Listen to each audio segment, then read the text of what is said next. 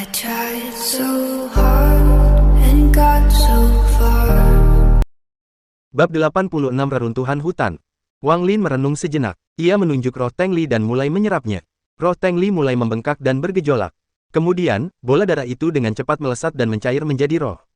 Lambat laun, roh itu mulai menyusut dan bola daging dan tulang itu juga mencair menjadi kabut roh. Roh itu telah berubah drastis. Sekarang menjadi cincin sempit yang mengambang di udara, memancarkan cahaya lembut. Wang Lin menarik napas dalam-dalam. Ia tahu bahwa ia sudah berada di langkah terakhir. Ia menjadi lebih fokus saat ia menempatkan jiwanya ke dalam cincin itu. Setelah sekian lama, cincin itu tiba-tiba memancarkan cahaya terang. Mata Wang Lin berbinar dan ia segera menggigit ujung lidahnya dan memuntahkan darah. Saat darah menyentuh cincin itu, terdengar suara mendesis dan semua darah langsung menghilang. Setelah cincin itu menyatu dengan darah, cincin itu mulai bergetar. Cincin itu mulai memancarkan tekanan yang kuat dan semua makhluk hidup dalam jarak 1 kilometer dari Wang Lin merasakan perubahan itu. Beberapa aura kuat muncul dan dengan cepat menyerang Wang Lin. Wang Lin bahkan tidak berkedip. Dia melambaikan tangannya dan cincin itu dengan cepat menyatu di dadanya. Gelombang kekuatan spiritual yang kuat tiba-tiba mengalir melalui tubuhnya, menyebabkan wajahnya menjadi merah.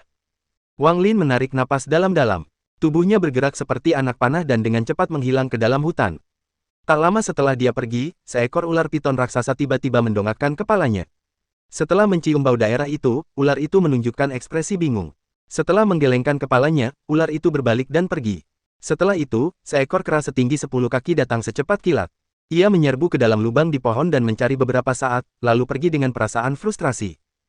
Beberapa binatang yang lebih kuat datang untuk memeriksa, tetapi mereka semua pergi dalam kebingungan. Wang Lin berlari menembus hutan dengan tubuh yang dipenuhi energi spiritual.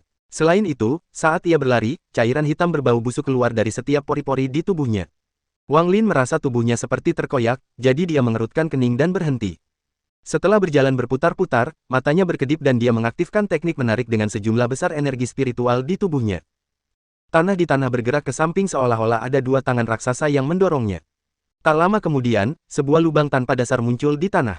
Tanpa sepatah kata pun, Wang Lin melompat ke dalam lubang. Kemudian, tanah dipindahkan kembali ke dalam lubang dan semuanya kembali normal, seolah-olah tidak terjadi apa-apa. Duduk bersila di bawah tanah, Wang Lin memfokuskan perhatiannya untuk mengatur energi spiritual di tubuhnya. Tubuhnya terus-menerus berubah menjadi pembentukan fondasi. Dengan kesunyian karena berada di bawah tanah dan tak seorang pun yang mengganggunya, Wang Lin memulai pelatihan pintu tertutupnya yang ketiga. Waktu berlalu dan dalam sekejap mata, 2 tahun telah berlalu. Tanah di atas tempat Wang Lin menjalani pelatihan pintu tertutupnya kini tertutup lapisan daun-daun yang membusuk dengan serangga beracun merayap di dalamnya. Pada hari itu, tanah tiba-tiba berguncang dan serangga beracun yang tak terhitung jumlahnya berhamburan keluar dari dedaunan. Daun-daun yang mati terdorong terpisah, diikuti oleh lapisan tanah dari tanah saat sosok gelap muncul dari lubang. Saat sosok itu muncul, semua serangga menjerit ketakutan dan segera mundur. Teknik mencuri fondasi ini sungguh misterius. Aku akhirnya mencapai pembentukan fondasi. Sosok gelap ini adalah Wang Lin. Tatapan mata Wang Lin bagaikan listrik dan seluruh tubuhnya dipenuhi dengan energi spiritual yang kuat. Dia membuka mulutnya dan menyemburkan cahaya hijau yang berubah menjadi pedang terbang hijau. Mata Wang Lin berbinar. Dia mengangkat tangannya dan sarung pedang itu terbang keluar sambil bergumam, setelah 2 tahun menyempurnakan sarung pedang itu, hampir sepenuhnya menjadi milikku. Jika digunakan dengan pedang terbang, efeknya pasti sangat kuat. Setelah menyimpan pedang dan sarungnya, dia merenung sejenak. Kemudian, dia menyentuh manik-manik di dadanya dan berpikir, 2 tahun lalu, si Tunan menggunakan terlalu banyak esensi jiwa baru lahir ketika dia membantuku melarikan diri dari Teng Li. Dia juga membaca mantra yang mencegah Teng Huayuan menemukanku. Dia sudah tidur selama lebih dari setahun dan aku tidak yakin kapan dia akan bangun. Untungnya aku sudah menghafal metode kenaikan dunia bawah. Sekarang aku hanya perlu menemukan tempat dengan banyak energi yin untuk mempraktikkannya. Setelah mengambil keputusan, Wang Lin menarik napas dalam-dalam dan menyebarkan indera ketuhanannya. Tiba-tiba ia bergerak ke utara hingga tiba di sebuah sungai dan membersihkan semua kotoran hitam di tubuhnya. Setelah akhirnya membersihkan semua kotoran itu, ia merasa sangat segar. Duduk di atas batu dekat sungai, dia mengingat pengalaman hampir matinya sebelumnya dan merasa sangat menyesal. Dia tidak tahu apakah Zhang Hu masih hidup atau tidak. Dia berdoa agar Zhang Hu berhasil selamat. Sambil mendesah, Wang Lin menyingkirkan pikiran-pikiran itu dan mulai merenung. Setelah waktu yang lama, Wang Lin membentuk segel dengan tangan kanannya dan menembakkan sinar cahaya putih. Saat cahaya putih itu muncul, warnanya mulai berubah. Cahaya itu berubah dari putih menjadi abu-abu dan warnanya berangsur-angsur menjadi gelap saat ia terbang cepat ke arah barat. Wang Lin tercengang. Teknik ini adalah sesuatu yang diajarkan si Tunan kepadanya. Teknik ini digunakan untuk menemukan tempat dengan energi yin yang sangat kuat. Semakin gelap warna cahayanya, semakin dekat dia dengan tempat dengan energi yin yang ekstrim. Ketika cahayanya hitam, itu berarti dia telah menemukan tempat itu. Tanpa sepatah kata pun, Wang Lin dengan cepat mengejar cahaya yang telah berubah menjadi abu-abu. Cahaya itu semakin gelap dan semakin gelap. Ketika berubah menjadi hitam, tiba-tiba runtuh dan menghilang. Tiba-tiba, Wang Lin berhenti. Ia menatap kosong ke kejauhan. Ia begitu terkejut hingga tidak dapat berkata apa-apa. Di hadapannya hanya ada reruntuhan yang tak berujung. Bangunan-bangunan dan pohon-pohon runtuh sejauh mata memandang. Reruntuhan itu ditutupi dengan tumbuhan liar, dengan hewan-hewan kecil berlarian di antaranya, sesekali mengeluarkan suara jeritan. Ada retakan di tanah yang tampak seperti melahap kehidupan di permukaan. Banyaknya puing-puing logam yang bercampur dengan tumbuhnya tanaman hijau memberikan kesan kehancuran. Suasana yang menyedihkan akan membuat hati siapapun bergetar. Wang Lin menarik napas dalam-dalam. Dia benar-benar tercengang saat menatap reruntuhan itu. Tepat pada saat itu, dari dalam salah satu menara di reruntuhan, pilar cahaya putih melesat keluar. Wang Lin terkejut. Ekspresinya berubah saat dia menoleh ke arah hutan di dekatnya. Dia melihat seekor binatang kecil berlumuran darah merangkak ke tempat pilar cahaya putih itu mendarat. Ada luka yang cukup dalam hingga tulang di kaki kanannya terlihat. Saat berjalan, ia meninggalkan jejak darah. Setelah sekian lama akhirnya ia tiba di bawah pilar cahaya putih dan berteriak kegirangan. Hanya dalam beberapa detik, luka di kakinya sembuh dan binatang kecil itu sembuh total. Ia menggoyangkan badannya dengan gembira sebelum meninggalkan pilar dan menghilang di kejauhan. Saat ini, pilar cahaya itu masih menyala. Wang Lin menatapnya dengan ekspresi tercengang. Tepat pada saat itu, pilar itu hancur menjadi bintik-bintik perak yang tak terhitung jumlahnya. Wang Lin menatap lokasi itu dan terus mengamati. Setengah jam kemudian, pilar cahaya itu muncul lagi. Siklus ini berlangsung beberapa kali. Setelah mengamatinya seharian, Wang Lin akhirnya bisa mendapatkan sedikit wawasan. Menurut penilaian Wang Lin, pilar cahaya ini ada hubungannya dengan sinar matahari. Tampaknya meskipun tempat ini sudah hancur, masih ada beberapa harta karun yang masih berfungsi. Setelah menyerap cukup cahaya, pilar cahaya ini akan mengaktifkan kemampuannya. Dan tampaknya banyak binatang buas mengetahui efek penyembuhan pilar cahaya. Dalam sehari itu, Wang Lin melihat tidak kurang dari 20 binatang buas yang terluka berjalan menuju pilar. Melihat hari mulai gelap, Wang Lin memperkirakan pilar terakhir akan segera muncul. Tanpa ragu, dia maju dan menusukkan tangannya ke pilar cahaya. Dia merasakan udara yang sangat hangat mengalir melalui cahaya. Ini bukanlah perasaan kekuatan spiritual, tetapi sesuatu yang belum pernah dirasakan Wang Lin sebelumnya. Sambil perlahan merasakan aliran udara, mata Wang Lin berbinar. Dia memotong lengannya dan meletakkannya di dalam pilar cahaya. Dalam sekejap mata, lukanya sembuh.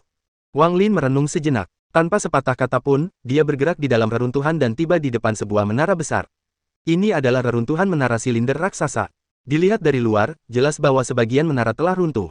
Namun, meski hanya reruntuhannya, jelas betapa megahnya menara itu dulu. Dua patung raksasa memegang pedang berdiri dan di atasnya terdapat menara setinggi sekitar 30 meter. Wang Lin menatap reruntuhan itu. Pikirannya tak kuasa menahan diri untuk membayangkan saat menara yang dulu megah itu terbelah dua dan sebagian jatuh menimpa kedua patung itu. Pilar cahaya itu berasal dari manik batu yang berdiameter sekitar 2 meter di puncak menara. Sambil berdiri di samping manik-manik batu, Wang Lin mulai ragu-ragu. Manik-manik batu itu terlalu besar dan tidak dapat dipindahkan dengan mudah.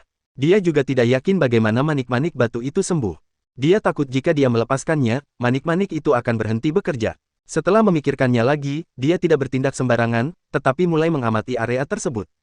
Lambat laun, ekspresi Wang Lin menjadi aneh. Setelah memeriksa area tersebut, dia menemukan ada sesuatu yang aneh. Di beberapa reruntuhan yang terawat baik, terdapat barang-barang porselen yang masih utuh. Beberapa di antaranya bahkan mengandung zat hitam. Langit semakin gelap sekarang. Wang Lin segera meninggalkan reruntuhan itu. Ketika langit benar-benar gelap, Wang Lin tiba kembali di hutan. Dia menatap reruntuhan itu dengan mata berbinar. Bab 87 Inti Dingin Abisal. Wang Lin tiba-tiba punya dugaan liar. Suatu hari, saat sebuah keluarga sedang makan malam, bencana melanda. Tanpa ada waktu bagi orang-orang untuk bertindak, seluruh kota hancur. Pada titik ini, serpihan energi dingin keluar dari reruntuhan. Energi ini menjadi semakin padat, hingga terasa seperti telah mengambil bentuk padat. Melihat ukuran reruntuhan ini, saya khawatir populasi kota ini setidaknya 10 juta. Kuburan 10 juta orang seharusnya menjadi salah satu tempat terbaik untuk mengembangkan metode kenaikan dunia bawah. Situnan menjelaskan secara terperinci tentang tempat-tempat dengan yin ekstrim selama pelatihan pintu tertutup Wang Lin. Ada 4 jenis tempat yin ekstrim, yaitu yin surgawi, yin bumi, yin misterius, dan yin dunia bawah. Yin dunia bawah adalah yang paling mudah ditemukan. Semakin banyak kematian di suatu tempat, semakin banyak pula yin kematian. Misteri yin agak sulit, hanya muncul di tempat yang sangat dingin. Yin bumi bahkan lebih sulit ditemukan dan sepenuhnya bergantung pada keberuntungan. Bagaimanapun, yin bumi adalah yin yang dipancarkan dari jurang dalam bumi. Adapun yin surga, pada dasarnya mustahil ditemukan. Untuk menemukan yin surga, suatu tempat perlu memiliki yin dunia bawah, yin misteri, dan yin bumi pada saat yang bersamaan. Jika ketiganya bersatu, mereka akan berubah menjadi yin surga. Semakin tinggi kualitas yin, semakin banyak pula manfaat yang diberikan kepada pembudidayanya. Wang Lin segera membentuk segel dengan tangan kanannya dan mulai melantunkan mantra. Tiba-tiba, bintik-bintik cahaya merah berkumpul di hadapannya hingga membentuk bola cahaya merah. Ini adalah teknik yang dibuat khusus untuk menguji kualitas yin. Berdasarkan warna cahaya, seseorang dapat menentukan jenis yin yang ada. Bola tersebut dapat berubah menjadi ungu, hitam, perak, atau merah, yang masing-masing sesuai dengan yin surga, bumi, misteri, dan dunia bawah. Si Tunan juga menjelaskan bahwa bahkan di antara jenis yin ekstrim yang sama, ada 4 kualitas berbeda, yakni yin biasa, baik, padat, dan ekstrim. Setiap tingkatan juga dibagi menjadi 10 tingkatan. Secara umum, mencapai peringkat biasa 3 sudah cukup untuk mengembangkan metode kenaikan dunia bawah. Memiliki peringkat biasa 8 sudah cukup untuk mempercepat kultivasi. Setelah bola cahaya merah itu muncul, cahayanya menjadi semakin terang. Akhirnya, cahayanya bersinar 5 kali. Wang Lin menyentuh dagunya. Bersinar 5 kali berarti tempat ini memiliki yin dunia bawah peringkat 5 biasa.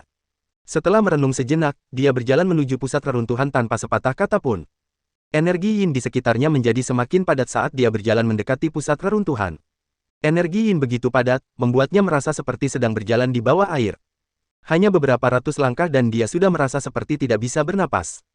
Bola cahaya itu menjadi semakin terang saat mengikuti Wang Lin. Area ini adalah level 8 biasa. Wang Lin tidak berhenti dan terus berjalan beberapa ratus meter lagi, hingga ia tiba di depan reruntuhan manik batu raksasa itu. Ia tidak bisa lagi melanjutkan perjalanan. Serpihan energi yin memasuki tubuhnya.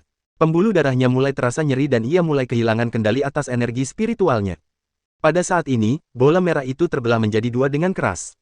Mata Wang Lin berbinar. Dia tahu bahwa ini berarti tempat ini telah mencapai peringkat kualitas baik 1. Berdasarkan informasi yang dikumpulkan Wang Lin ketika mengintai reruntuhan pada siang hari, dia tahu bahwa dia mungkin belum mencapai 1/10.000 jalan masuk. Dan semakin dalam ia masuk, semakin kuat energi yin-nya. Ini benar-benar tempat terbaik untuk berkultivasi. Wang Lin perlahan mundur hingga dia berada di lokasi peringkat 5 biasa. Ini adalah lokasi yang menurut Wang Lin paling cocok untuk tubuhnya saat ini. Kepadatan energi yin untuk metode kenaikan dunia bawah harus ditingkatkan secara bertahap. Ini adalah hal yang terus ditekankan si Tunan sebelum ia tidur. Wang Lin merenung sejenak. Ia duduk bersila, memejamkan mata, dan mulai berkultivasi. Dalam benaknya, instruksi si Tunan untuk metode kenaikan dunia bawah bergema. Metode kenaikan dunia bawah ini dapat dibagi menjadi 9 lapisan. Setiap 3 lapisan, seseorang dapat membentuk inti dingin. Setelah semua 9 level selesai dan ketiga inti menyatu, ada peluang tertentu untuk langsung masuk ke tahap pembentukan inti. Inilah alasan terbesar mengapa Wang Lin bertekad untuk berlatih metode kenaikan dunia bawah. Si Tunan juga memilih ini karena metode ini paling cocok untuk Wang Lin dan akan meningkatkan level kultivasinya dengan cepat. Tentu saja ada metode yang lebih cepat, seperti mencuri inti, tetapi dengan tingkat kultivasi Wang Lin saat ini, mencoba dan menangkap seorang kultivator formasi inti tidak ada bedanya dengan bunuh diri. Inti dingin dari metode kenaikan dunia bawah bergantung pada kebangkitan meridian. Kebangkitan meridian adalah proses yang harus dilalui oleh siapapun yang mempraktikkan metode kenaikan dunia bawah. Ada 3 kebangkitan meridian utama dalam metode kenaikan dunia bawah. Ketiganya adalah Dantian, Laut Qi, dan meridian leluhur. Saat salah satu dari 3 meridian tersebut terbangun, inti dingin terbentuk. Saat inti dingin terbentuk, energi spiritual dalam tubuh seseorang akan menjadi dingin. Adapun tingkat keberhasilan kebangkitan meridian sangat terkait dengan kualitas yin. Waktu berlalu dengan cepat. Ketika ia membuka matanya lagi, cahaya muncul dan energi yin dengan cepat menghilang. Saat matahari muncul, semua energi yin menghilang. Wang Lin berdiri. Karena dia memutuskan untuk berkultivasi di sini, dia harus mencari tempat tinggal. Dia melihat sekeliling dan menatap ke arah rumah yang runtuh di dekatnya. Dengan lambaian tangan kanannya, seluruh puing dan reruntuhan berterbangan ke samping, membersihkan area kecil. Setelah menyelesaikan semuanya, Wang Lin duduk di tengah area yang telah dibersihkan. Dia mengeluarkan sebuah buku dan mulai membacanya dengan saksama. Ini adalah buku tentang formasi yang dia dapatkan di kota keluarga Teng untuk batu roh kualitas menengah 2 tahun lalu. Sebelumnya, dia hanya membolak-balik buku dan menemukan bahwa di dalamnya terdapat informasi yang sangat rinci tentang pengaturan dan pengendalian formasi di dalamnya. Setelah menghafal semua informasi dalam buku, Wang Lin mulai berpikir. Tangannya terus bergerak saat ia tanpa sadar menggambar sesuatu di udara. Hari berlalu dengan cepat dan kini hari mulai senja. Wang Lin menghela napas dan membuka matanya. Ia bergumam, formasi itu sangat dalam dan rumit. Meskipun formasi dalam buku ini hanya beberapa yang sederhana, tetap saja butuh waktu seharian penuh bagi saya untuk memahaminya. Formasi ilusi dalam buku ini sangat rumit. Buku ini sangat bergantung pada prediksi, dan semakin jauh Anda memprediksi, semakin sulit jadinya. Karena merasa tidak berdaya, ia menyerah untuk mencoba mencari tahu cara kerjanya dan hanya mencobanya.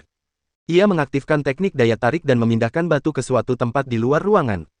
Mengikuti instruksi dengan saksama, Wang Lin berhasil membuat formasi sederhana yang disebut formasi kebingungan kecil. Formasi ini terlalu kasar dan sederhana. Bahkan tidak memiliki jumlah bendera formasi minimum. Wang Lin tersenyum pahit saat melihat bebatuan, lalu melihat buku. Dia membuat beberapa penyesuaian dan formasi akhirnya tampak seperti yang ada di buku. Wang Lin menarik napas dalam-dalam. Tangannya membentuk segel yang diperintahkan. Kemudian, kabut tiba-tiba muncul dan menutupi area di sekitarnya. Wang Lin menatap kabut dan tersenyum getir. Formasi ini mungkin bisa menipu beberapa manusia, tetapi tidak akan berpengaruh apapun terhadap para kultivator, jadi formasi ini tidak akan melindunginya saat ia berkultivasi. Setelah merenung sejenak, Wang Lin bergumam, jika satu saja tidak cukup, maka aku akan meletakkan dua. Kalau bisa, aku bisa meletakkan semua formasi di buku. Itu akan sedikit banyak memberikan efek. Setelah itu, Wang Lin menggunakan teknik menariknya dan memindahkan bebatuan di area tersebut. Setelah bermain dengan beberapa formasi lagi, malam pun tiba lagi. Wang Lin duduk bersila di tanah. Saat energi yin muncul, ia menarik napas dalam-dalam, meletakkan tangannya di lutut, dan mulai berkultivasi. Metode pernapasannya adalah 1 panjang, 5 pendek. 1 panjang berarti ia menarik napas sangat panjang dan 5 pendek berarti saat ia menghembuskan napas, waktunya hanya 1/5 dari waktu yang biasa ia gunakan untuk menarik napas. Ini adalah cara tercepat untuk menyerap energi yin. Sebenarnya, ini adalah pertama kalinya dia menyerap energi luar untuk berkultivasi. Dalam 2 tahun terakhir, dia selalu menggunakan cairan spiritual di dalam manik yang menentang surga, jadi semuanya adalah penyerapan internal. Energi yin ini pada dasarnya sama dengan energi spiritual. Wang Lin telah berkultivasi selama bertahun-tahun, jadi dia sangat terbiasa dengan ini, tetapi dia segera menyadari perbedaannya. Ketika dia menyerap energi spiritual, selalu ada lapisan yang menghalangi energi spiritual itu memasuki tubuhnya. Bahkan ketika energi itu masuk, sebagian besar akan menghilang sebelum dia bisa menyerapnya. Namun, ini tidak sama. Lapisan tipis itu tidak ada lagi dan energi yin memasuki tubuhnya dengan kecepatan yang luar biasa. Selain itu, tubuhnya terasa berbeda dari sebelumnya. Sebagian besar energi yin yang memasuki tubuhnya diserap, tidak seperti sebelumnya. Wang Lin merenungkan hal ini sejenak dan ia menemukan 3 kemungkinan jawaban. Salah satunya adalah bahwa energi yin berbeda dari energi spiritual dan lebih cocok untuk dikultivasikannya. Kedua, kultivator pembentukan fondasi menyerap energi spiritual lebih cepat daripada kultivator kondensasi Qi. Ketiga, setelah menyerap sebagian akar spiritual Teng Li, bakatnya sendiri telah meningkat pesat.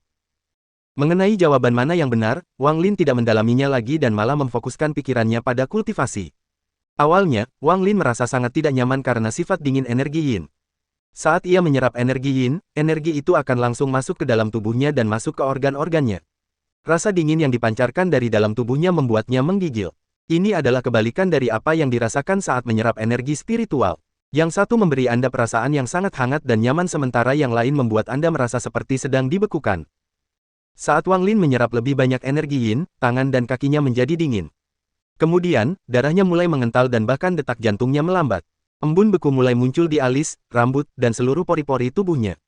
Gelombang dingin datang dari dalam tubuhnya dan menyatu sempurna dengan lingkungan sekitarnya. Waktu berlalu begitu cepat. Saat matahari terbit dan energi yin menghilang, kelopak mata Wang Lin bergetar saat ia membuka matanya. Ia mengembuskan napas gas putih. Setelah semalaman berkultivasi, segumpal kecil energi yin muncul di dantiannya. Segumpal kecil ini perlahan berputar, melepaskan energi yin. Energi spiritual dalam tubuhnya tidak menolak masa energi yin ini. Mereka mengabaikan satu sama lain dan tidak berinteraksi. Bab 88 Orang berkulit biru aneh. Sambil menyentuh perutnya, Wang Lin bergumam, akhirnya aku mengerti mengapa ini disebut metode kenaikan dunia bawah. Metode kenaikan alam baka membuat seseorang memasuki kondisi hampir mati saat berkultivasi.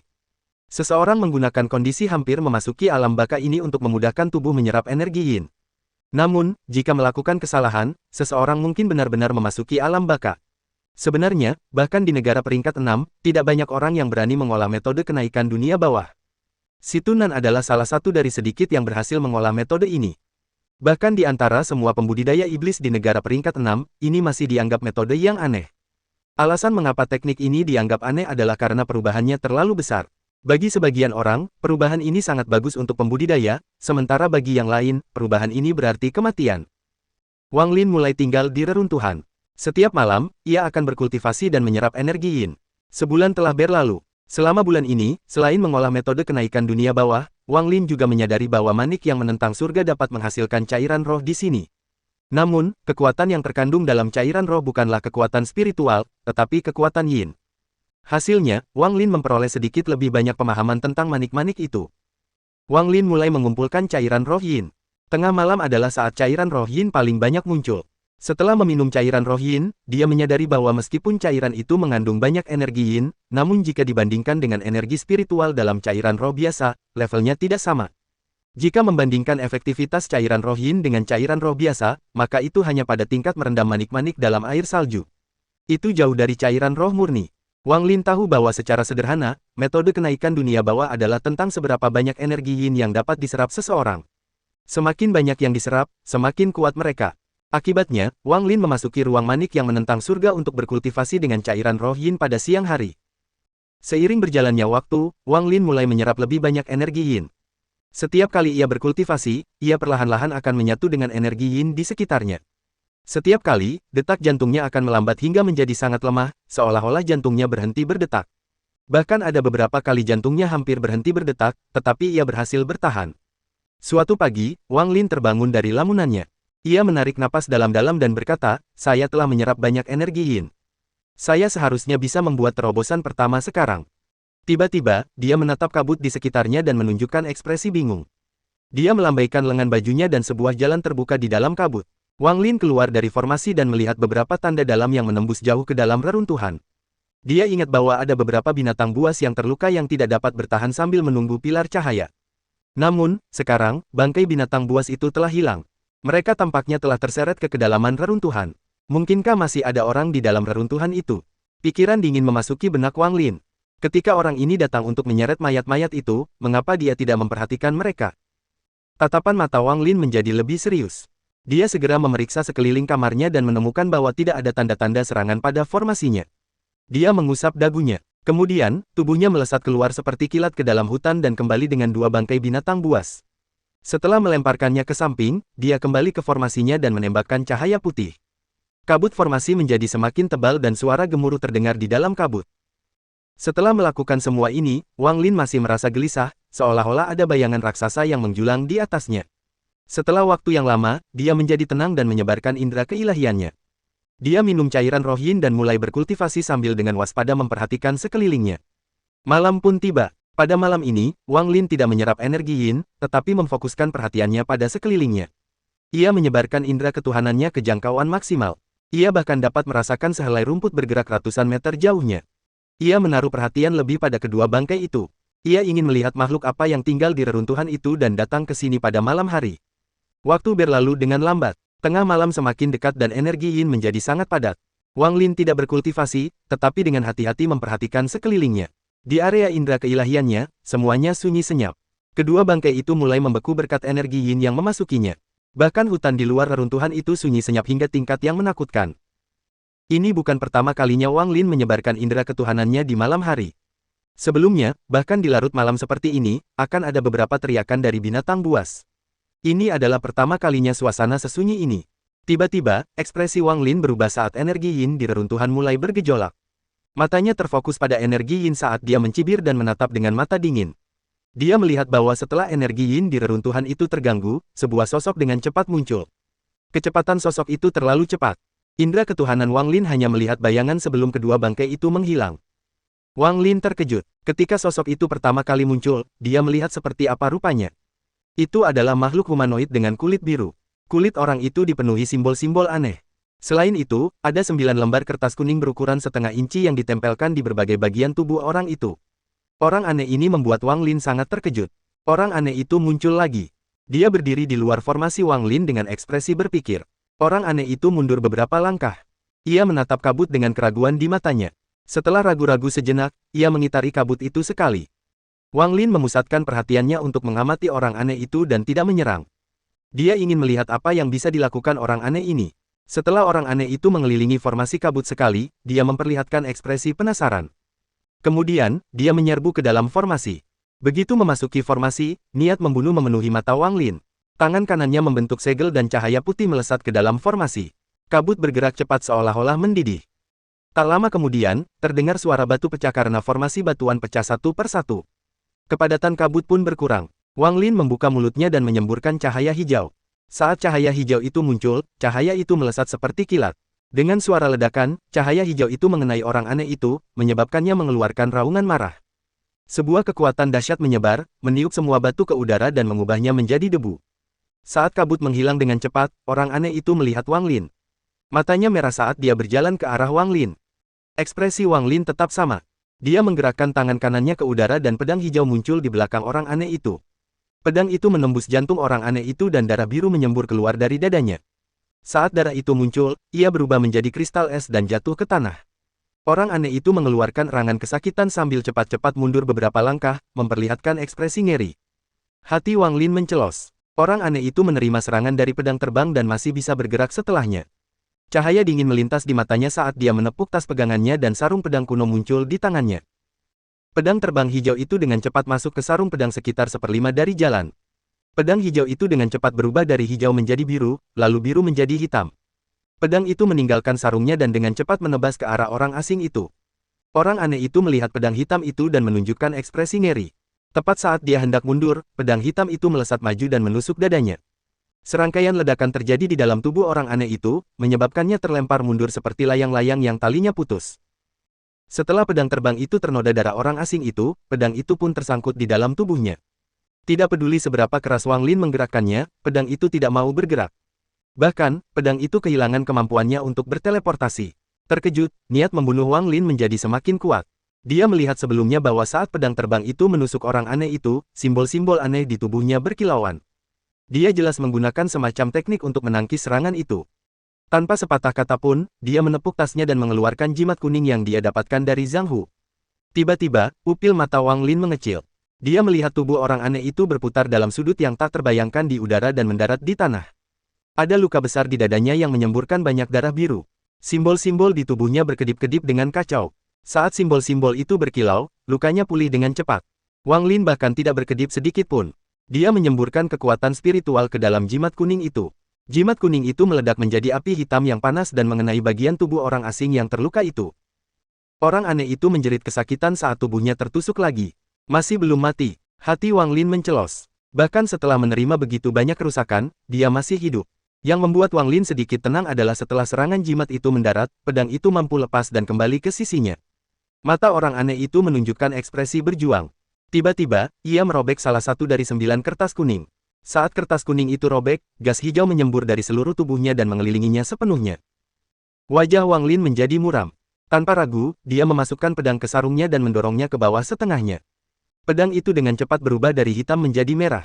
Seperempat jalan adalah batas sejauh mana Wang Lin dapat memasukkan pedang ke sarungnya.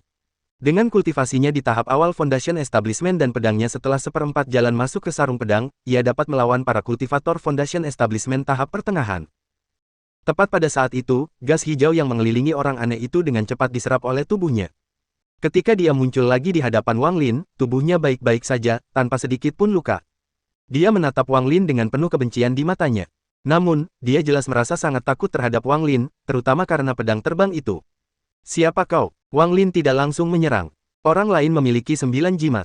Menggunakan salah satunya memungkinkan orang tersebut pulih sepenuhnya dari kondisi hampir mati.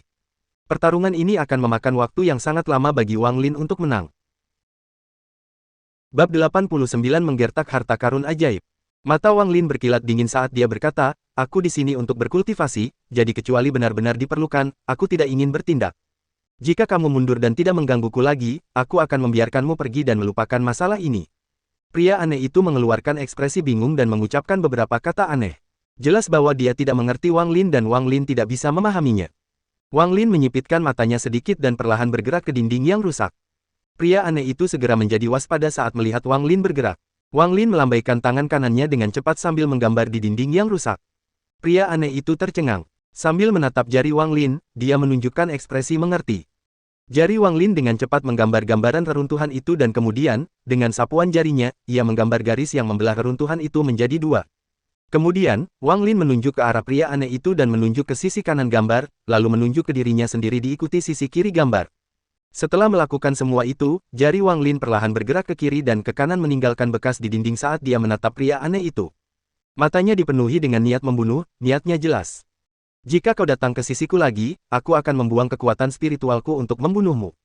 Lelaki aneh itu terkejut. Ia ragu sejenak sambil mengusap dadanya dengan tatapan takut. Ia menatap pedang terbang itu dengan ketakutan di matanya dan meneriakkan kata-kata aneh. Wang Lin mengerutkan kening. Setelah orang aneh itu melihat bahwa Wang Lin tidak memahaminya, dia dengan cepat menjadi panik dan mulai melambaikan tangannya. Dia kemudian tiba-tiba membenturkan kepalanya dan bergerak ke samping dinding dan meninjunya. Saat dia meninju dinding, sebuah simbol di tubuhnya menyala dan dinding itu runtuh. Orang aneh itu mengambil beberapa pecahan tembok yang rusak.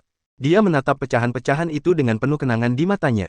Dia meletakkan batu-batu itu di tanah, lalu menatap Wang Lin dan meneriakkan beberapa patah kata. Wajah Wang Lin sedikit rileks. Ia meraih udara dan tiba-tiba, semua batu di samping orang aneh itu bergerak ke samping dalam urutan tertentu.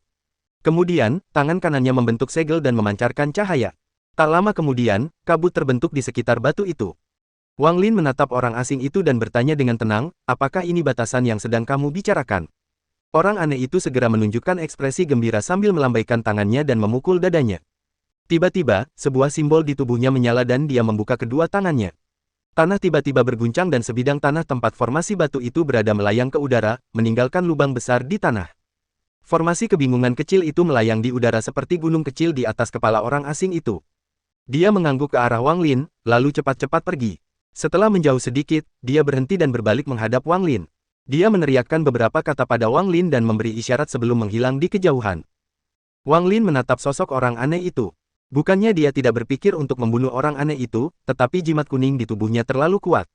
Kecuali benar-benar diperlukan, dia tidak ingin terlibat dalam pertarungan hidup dan mati dengan orang aneh itu. Saat dia memikirkan hal ini, ekspresinya tiba-tiba berubah. Pedang terbang itu terbang ke sisinya saat matanya dipenuhi dengan niat membunuh. Orang aneh itu kembali. Wang Lin menatap sosok di depannya dan berkata, dengan suara dingin, kau sedang mencari kematian. Pria aneh itu segera berhenti. Dia memegang benda bundar di tangannya. Dia melambaikan tangannya dan mencoba menjelaskan. Setelah melihat bahwa mata Wang Lin masih dingin, dia melemparkan benda bundar itu ke arah Wang Lin.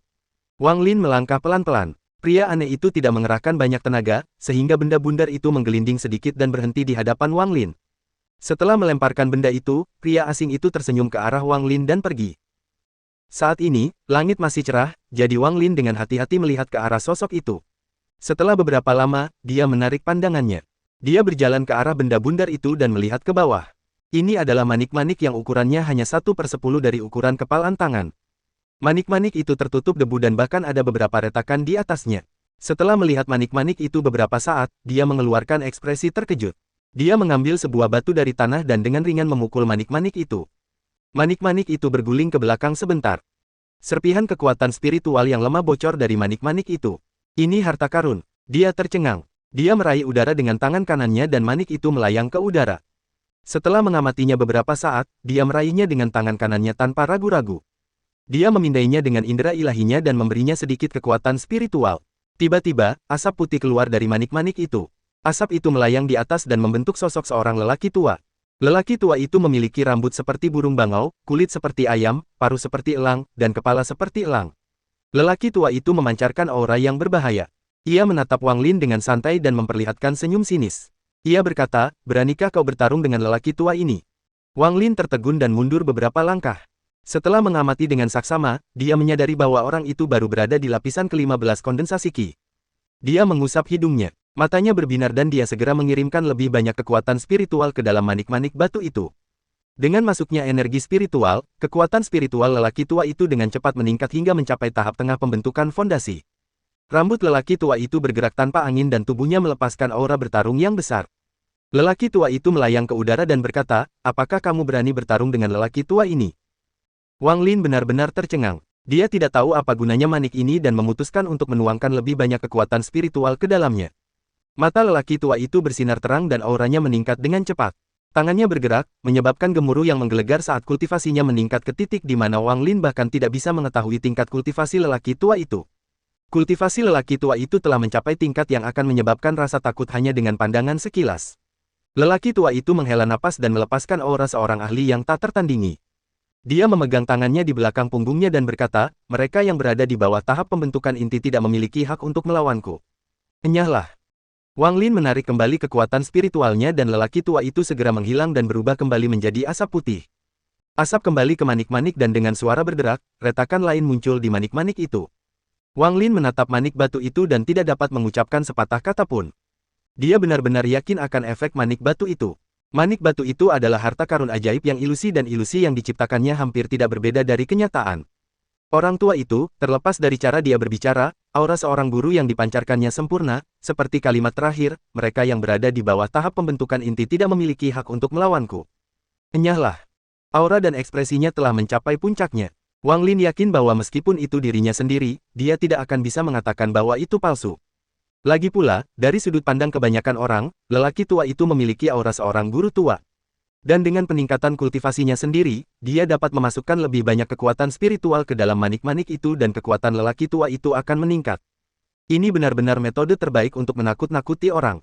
Wang Lin menyimpan harta karun itu dan bergumam pada dirinya sendiri, orang biru aneh ini benar-benar menarik. Dia pasti merasa tidak enak setelah menghancurkan formasi kebingungan kecil itu, jadi dia memberiku harta karun ini. Dari percakapan kecil ini, dia segera menyadari bahwa orang aneh itu tidak dapat menggunakan harta ajaib dan bahwa di dalam reruntuhan itu, pasti ada lebih banyak harta ajaib. Sekarang kota yang hancur ini menjadi harta karun di mata Wang Lin. Tempat ini memiliki cahaya misterius yang menyembuhkan luka, harta karun ajaib yang bersifat ilusi, dan orang biru yang aneh. Rahasia apa lagi yang dimiliki tempat ini? Wang Lin mengusap dagunya. Saat ini, hari masih cerah, jadi dia meletakkan formasi itu lagi. Dia duduk di tengah dan meminum cairan roh yin, lalu mulai berkultivasi. 2 bulan berlalu dengan cepat. Pada hari ini, Wang Lin duduk bersila di dalam ruangan. Dalam 2 bulan mengolah energi yin yang ekstrim, ia telah mengumpulkan cukup energi untuk mencoba terobosan pertama. Mata Wang Lin berbinar. Dia telah selesai mempelajari metode kenaikan dunia bawah dan tahu betul bagaimana 3 terobosan besar itu akan terjadi. 3 titik kunci terobosan adalah dantain di perutnya, laut Qi di dadanya, dan meridian nenek moyang. Ketiga lokasi ini perlu ditembus 3 kali masing-masing untuk membentuk inti dingin. Dengan kata lain, untuk level pertama, dantain harus dibuka dan saat mencapai level 2, bukaan di dantain harus dihancurkan dan dibuka lagi. Prinsip metode dunia bawah adalah hancur terlebih dahulu, baru pulih untuk memperoleh kekuatan lebih. Wang Lin merenung sejenak, lalu menggerakkan energi yin dalam tariannya untuk memulai terobosan pertamanya. Di bawah kendalinya, energi yin berputar semakin cepat, menyebabkan rasa sakit yang tajam di perutnya. Wang Lin sangat akrab dengan teknik ini, jadi dia tahu bahwa semakin kuat rasa sakitnya, semakin dekat momen terobosan. Rasa sakit seperti ini bukanlah sesuatu yang dapat ditahan oleh orang normal. Rasanya seperti ada yang menusuk perutnya dengan pedang dan mengaduknya. Hanya dalam beberapa tarikan napas, Wang Lin sudah berkeringat dingin. Energi yin dengan cepat berubah menjadi pusaran di bawah putaran itu saat energi itu semakin melebar. Dilihat dari luar, perut Wang Lin berubah menjadi hijau dan embun beku mulai berkumpul di sekujur tubuhnya. Wang Lin menggertakkan giginya karena rasa sakitnya semakin parah. Tiba-tiba, energi dingin menyapu seluruh tubuhnya. Pada titik ini, dengan putaran energi yin, sebuah lubang hitam muncul. Saat lubang itu muncul, semua energi yin tenggelam ke dalamnya seperti batu di air. Tak lama kemudian, seluruh energi spiritual juga mulai dilahap saat meninggalkan tubuhnya dan memasuki lubang hitam. Perubahan aneh terjadi di dalam lubang hitam. Kekuatan spiritual yang selalu mengabaikan energi yin di dalam tubuh Wang Lin mulai bertarung dengan energi yin. Kedua energi itu saling beradu keras untuk memperebutkan kendali. Secara bertahap, energi yin dan kekuatan spiritual mulai saling melahap dan bercampur dan membentuk jenis kekuatan spiritual baru yang berputar perlahan di dalam lubang hitam. Bab 90 Indikasi Pertama. Lapisan pertama metode kenaikan dunia bawah telah selesai. Meridian di dantiannya siap untuk dibuka. Wang Lin menenangkan dirinya dan mentransfer sepertiga energi yin di luar dantiannya menuju dantiannya. Energi yin tidak memasuki dantiannya, tetapi mengelilinginya dan mulai menyerbu ke dalam lubang hitam. Meskipun pada setiap serangan ada yang hilang, energi yin menjadi semakin ganas saat terus menyerang dantiannya seolah-olah sedang berperang. Setelah sekian lama, lubang hitam itu mulai retak, dan pada saat itu, Wang Lin dengan cepat memindahkan sepertiga energi yin lainnya dari tubuhnya. Dalam satu gerakan, ia membuka meridian di dantiannya. Sesaat, Wang Lin merasakan sakit yang luar biasa. Saat lubang hitam itu pecah, kekuatan misterius mulai memenuhi tubuhnya. Wang Lin bahkan tidak berkedip. Dia mulai mengisi meridian berikutnya. Kali ini, butuh waktu lebih lama dari sebelumnya, dan setelah melihat bahwa mungkin tidak ada cukup energi yin, Wang Lin menambahkan sisa sepertiga energi yin ke dalam aliran energi yin. Uap energi yin membentuk pusaran yang beberapa kali lebih besar dari sebelumnya. Pusaran itu berputar semakin cepat, yang berarti waktu untuk terobosan sudah dekat. Malam pun perlahan datang. Wang Lin masih dalam tahap akhir terobosan.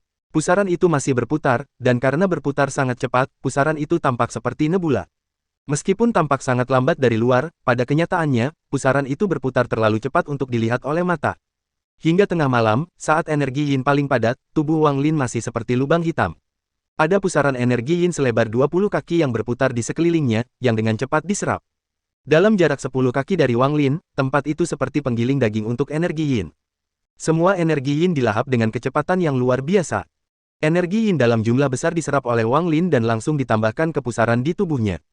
Pusaran itu menjadi semakin besar, hingga hampir di luar kendali Wang Lin dan terus tumbuh tak terkendali. Dia langsung tertegun dan ingin berhenti, tetapi mendapati bahwa dia tidak bisa lagi mengendalikan pusaran itu saat dia melihatnya tumbuh semakin besar. Wang Lin mulai menjadi gugup karena tidak ada catatan tentang ini dalam catatan metode kenaikan dunia bawah. Wang Lin tidak tahu bahwa alasan metode kenaikan dunia bawah disebut teknik iblis adalah karena variasinya terlalu banyak. Beberapa sangat bermanfaat sementara yang lain dapat membunuh penggunanya. Dan si Tunan masih tertidur, jadi Wang Lin harus menyelesaikannya sendiri. Saat pusaran membesar, daya isapnya juga membesar, dan radius 10 kaki meningkat dengan cepat. Ini adalah lingkaran setan. Semakin lebar jangkauannya, semakin banyak energi yin yang diserapnya. Semakin banyak energi yin berarti semakin cepat pusaran akan membesar, yang berarti semakin banyak energi yin yang diserap. 20 kaki, 30 kaki, 50 kaki, 70 kaki, 100 kaki. Semua energi yin dalam radius 100 kaki mulai bergerak dengan keras saat bergerak ke arah Wang Lin. Pergerakan besar energi yin ini memengaruhi semua energi yin dalam radius 1000 kaki, menyebabkannya bergerak seolah-olah ada tangan raksasa yang membimbingnya. Wang Lin telah sepenuhnya kehilangan kendali atas pusaran itu dan setelah waktu yang tidak diketahui, dantiannya muncul dengan keras. Ini adalah kedua kalinya dantiannya menerobos, dan seperti pertama kali, lubang hitam terbentuk di dantiannya. Perubahan dalam tubuhnya segera menyebabkan energi yin yang diserap ikut bergerak. Jika sebelumnya Wang Lin tanpa henti menyerap energi yin dari sekelilingnya, kini hisapan itu melahapnya. Dalam sekejap, seluruh energi yin dalam jarak 100 kaki langsung dilahap oleh lubang hitam, menyebabkan gangguan energi yin yang lebih luas. Tak lama kemudian, pusaran itu meningkat dari 100 kaki menjadi 150 kaki, 200 kaki, 300 kaki, 500 kaki, 700 kaki, dan akhirnya lebih dari 1000 kaki. Jika seseorang melihat dari langit, mereka akan menyaksikan pemandangan yang sangat mengejutkan. Seluruh energi yin bergejolak hebat di sekitar satu titik pusat. Di kedalaman reruntuhan, orang biru aneh itu memegang tubuh seekor binatang buas di tangannya. Dia menggigit sepotong daging dan mulai mengunyahnya ketika dia tiba-tiba berbalik ke arah Wang Lin dan menunjukkan ekspresi terkejut. Dia dengan cepat membuang makanannya dan berlari ke arah Wang Lin seperti kelinci yang ketakutan. Setelah berjalan beberapa langkah, dia berhenti dan menyadari bahwa semua energi yin mengalir ke arah yang sama. Dia ragu-ragu sebentar, tetapi terus melanjutkan, namun, dia berhenti 3000 kaki dari lokasi Wang Lin dan ekspresinya menjadi lebih terkejut. Adapun Wang Lin, saat dia berhasil menerobos, seluruh energi spiritual yang berubah dengan cepat berkumpul di lubang hitam di dantiannya dan menyatu. Saat semua energi spiritual menyatu kembali, ia memperoleh kendali atas pusaran di tubuhnya. Namun, jumlah kendali itu sangat kecil dan tidak cukup untuk menghentikan pusaran energi yin di dalam dirinya. Wang Lin menggertakkan giginya. Dia memutuskan untuk berhenti mencoba menghentikan penyerapan energi yin dan menerobos untuk ketiga kalinya. Di bawah kendali Wang Lin, sejumlah besar energi yin menghantam dantiannya. Dantiannya pecah menjadi banyak bintik biru dan di dalam bintik biru itu terdapat kristal biru tua. Sejumlah besar energi yin mengelilingi dan memasuki kristal biru tua itu. Warna kristal itu semakin gelap hingga berubah menjadi hijau. Ketiga terobosan itu diselesaikan dengan mudah dan inti dingin muncul di dantian Wang Lin. Banyak tangan kecil menjulur dari inti dingin itu dan menjangkau setiap bagian tubuh Wang Lin. Energi spiritual dalam tubuhnya dengan cepat mengalami perubahan setelah munculnya inti dingin. Wang Lin masih dikelilingi oleh energi yin dan dia merasa bahwa jika dia terus menyerap energi yin, dia akan meledak. Perasaan ini dikonfirmasi ketika dia mulai merasakan pembengkakan. Wang Lin kembali menggertakkan giginya dan memutuskan bahwa semuanya atau tidak sama sekali. Dia menggerakkan energi yin dan memutuskan untuk mencoba terobosan keempat. Si Tunan telah menunjukkan bahwa lapisan pertama, keempat, dan ketujuh sangat sulit karena pada lapisan-lapisan tersebutlah pertama kali seseorang mencoba membuat terobosan dalam dantian, laut qi, dan meridian leluhur. Seseorang seharusnya berhenti setelah membuat terobosan ketiga untuk memelihara inti dingin sebelum mencoba terobosan keempat. Tetapi energi spiritual dalam tubuh Wang Lin telah bercampur dengan energi yin yang besar, dan karena ia perlu mengeluarkannya, ia hanya dapat mencoba terobosan yang keempat. Laut Qi di dadanya terbuka. Pusaran yin perlahan terangkat ke atas hingga mencapai Laut Qi dan mulai berputar lebih cepat lagi. Pusaran itu melahap energi yin tanpa henti. Wang Lin mencoba menerobos berkali-kali, tetapi dia selalu gagal. Langit perlahan mulai terang. Energi yin dalam jarak 1000 kaki perlahan menghilang, hingga semuanya lenyap. Laut Qi di dadanya masih belum terbuka. Wang Lin akhirnya mengerti mengapa metode kenaikan dunia bawah begitu sulit. Dia telah mencoba membuka Laut Qi-nya lebih dari 100 kali, tetapi dia gagal setiap kali, dan setiap kali gagal, dia kehilangan sebagian energi yin. Energi yin yang besar secara bertahap digunakan oleh semua upaya untuk menerobos. Seiring dengan kenyataan bahwa hari itu tiba dan semua energi yin menghilang, energi yin yang tersisa perlahan-lahan diserap oleh inti dingin Wang Lin. Wang Lin menyerap terlalu banyak energi yin malam ini. Semua energi spiritual di tubuhnya mengalami perubahan dan berubah menjadi energi spiritual yin. Dari segi kuantitas, Wang Lin jelas bisa merasakan bahwa energi spiritual yin-nya berjumlah 2 kali lipat dari energi spiritualnya sebelumnya, yang berarti bahwa ia sekarang berada di puncak tahap awal pendirian pondasi. Dia membuka matanya dan mengingat apa yang terjadi tadi malam. Meskipun dia khawatir, dia lebih banyak menimbang pro dan kontra dari jenis kultivasi ini. Kejadian tak terduga selama kultivasinya di malam hari membuka cara berpikir baru baginya. Keuntungan dari jenis kultivasi ini sudah jelas dan kekurangannya adalah terlalu berbahaya. Satu gerakan yang salah dan dia akan meledak, tetapi berkat pengalaman ini, dia akan memiliki kendali penuh di lain waktu dan itu akan mengurangi bahaya. Wang Lin bergumam, sepertinya aku harus mencari tempat berlindung baru. Meskipun jumlah energi yin besar, kualitasnya terlalu rendah untuk memenuhi kebutuhanku untuk membuat terobosan. Saat ini, peluang Wang Lin untuk menerobos terlalu rendah, tetapi menurut catatan, semakin tinggi kualitas energi yin, semakin baik peluang untuk terobosan. Wang Lin teringat ujian yang dilakukannya beberapa bulan lalu dan ingat bahwa pilar di sekitar manik-manik batu itu memiliki kualitas peringkat 1 yang tinggi, jadi dia membuat keputusannya. Pada saat yang sama, langit di luar hutan tiba-tiba menjadi gelap ketika seorang lelaki tua melepaskan tekanan besar tanpa suara muncul. Dia menatap hutan di bawahnya dengan niat membunuh yang kuat di matanya. Li Er, kakek Tai datang ke sini untuk membalas dendam untukmu. Orang yang datang adalah leluhur keluarga Teng, Teng Huayuan. Dia mengumpat selama perjalanan ke sini, tetapi sekeras apapun dia berusaha, dia tidak dapat menemukan lokasi pasti pembunuh cucunya. Seolah-olah ada kabut yang menghalanginya. Dia tidak dapat menentukan lokasi pastinya, tetapi tahu bahwa pembunuhnya ada di hutan di bawahnya. Adapun hutan ini, itu adalah tempat yang tidak ingin ia kunjungi kecuali ia tidak punya pilihan lain. Hanya dengan memindai, ia dapat mengetahui seberapa berbahayanya tempat itu dan bahwa di sana ada makhluk yang bahkan ia tidak berani ganggu. Namun karena kematian Teng Li, dia tidak bisa terlalu peduli. Dia percaya bahwa selama dia sangat pendiam dan hanya mencari musuhnya, makhluk kuat itu tidak akan peduli. Setelah merenung sejenak, dia mengatupkan giginya dan menyerbu ke dalam hutan. Di kedalaman reruntuhan hutan, tutup peti mati terbuka tanpa suara. Sebuah tangan layu yang bersinar dengan cahaya hitam dan ungu perlahan muncul dari dalam peti mati. Tangan itu mencengkeram dengan kuat dan tiba-tiba, bola petir ungu muncul di tangan, melepaskan aura berbahaya. Waktu 100 tahun sudah habis. Tuanku, sebelumnya kau telah menyerahkan tubuhmu untuk melarikan diri, tetapi kali ini, kau tidak akan bisa melarikan diri. Bab 91 Energi Spiritual Yin Ekstrim. Teng Huayuan berjalan hati-hati melewati hutan sambil menyebarkan indera ketuhanannya. Wajahnya tiba-tiba berseri-seri karena gembira saat menemukan Wang Lin. Tepat saat ia hendak berteleportasi, hembusan angin yang menakutkan bertiup, diikuti oleh suara yang muram. Keluarlah dari sini. Ekspresi Teng Huayuan tiba-tiba berubah. Dia dengan cepat mundur beberapa langkah tanpa berpikir dan melihat sekeliling. Dia hanya melihat kabut hitam berterbangan dari kejauhan. Kabut hitam itu dikelilingi oleh angin yang menakutkan. Sebuah tangan layu terjulur dari kabut hitam dan meraih Teng Huayuan. Teng Huayuan mengamati kabut dengan indera ketuhanannya dan menjadi takut. Tingkat kultivasi orang ini berada di tahap tengah Nas Chen Sol, menyebabkan dia mundur lagi. Tangan yang layu itu melambai pelan. Sebuah tangan raksasa muncul dan mencoba meraih Teng Huayuan. Teng Huayuan tersenyum masam. Ia berbalik dan berlari tanpa ragu-ragu, karena seorang kultivator Nas Chen Sol tingkat menengah bukanlah sesuatu yang bisa ia ganggu. Ia tahu bahwa ada seorang kultivator kuat di sini, tetapi ia tidak menyangka bahwa itu adalah kultivator Nas Chen Sol tingkat menengah. Teng Huayuan menghilang dalam sekejap mata. Tangannya mendengus dingin dan menghilang juga. Teng Huayuan muncul di langit di luar hutan. Ekspresinya tiba-tiba berubah saat sebuah tangan raksasa diam-diam muncul di belakangnya dan tanpa ampun mencengkeramnya. Teng Huayuan diam-diam mengeluh. Dia segera mengeluarkan kulit binatang.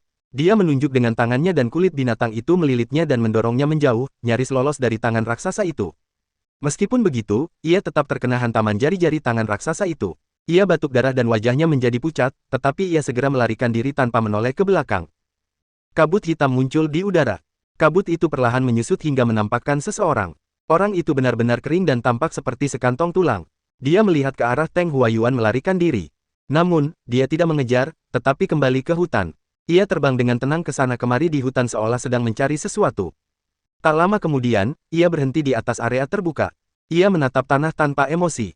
Ia menghantam tanah dengan tangannya dan dengan suara keras, retakan besar muncul di tanah. Saat retakan itu muncul, terdengar teriakan dari tanah saat sosok gelap terbang keluar, mencoba melarikan diri. Pria yang layu itu mendengus dingin dan sebuah sangkar mengelilingi area tersebut. Sosok gelap itu menghantam sangkar dan bangkit kembali. Sosok itu tidak lagi mencoba melarikan diri, tetapi berlutut dan mulai bersujud.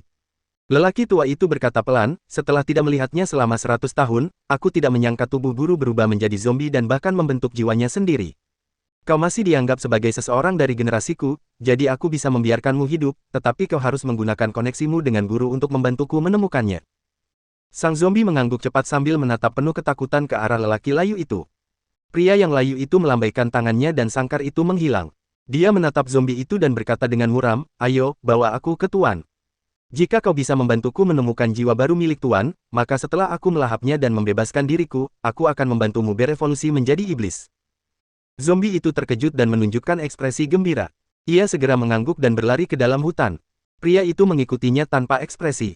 Pada saat itu, di suatu tempat di reruntuhan yang tidak terjangkau sinar matahari, lelaki berkulit biru itu memandang ke arah Wang Lin dengan ekspresi yang masih melekat. Adapun Wang Lin, meskipun ia telah menyerap sejumlah besar energi yin, semuanya hanya berkualitas baik peringkat 6 atau 7.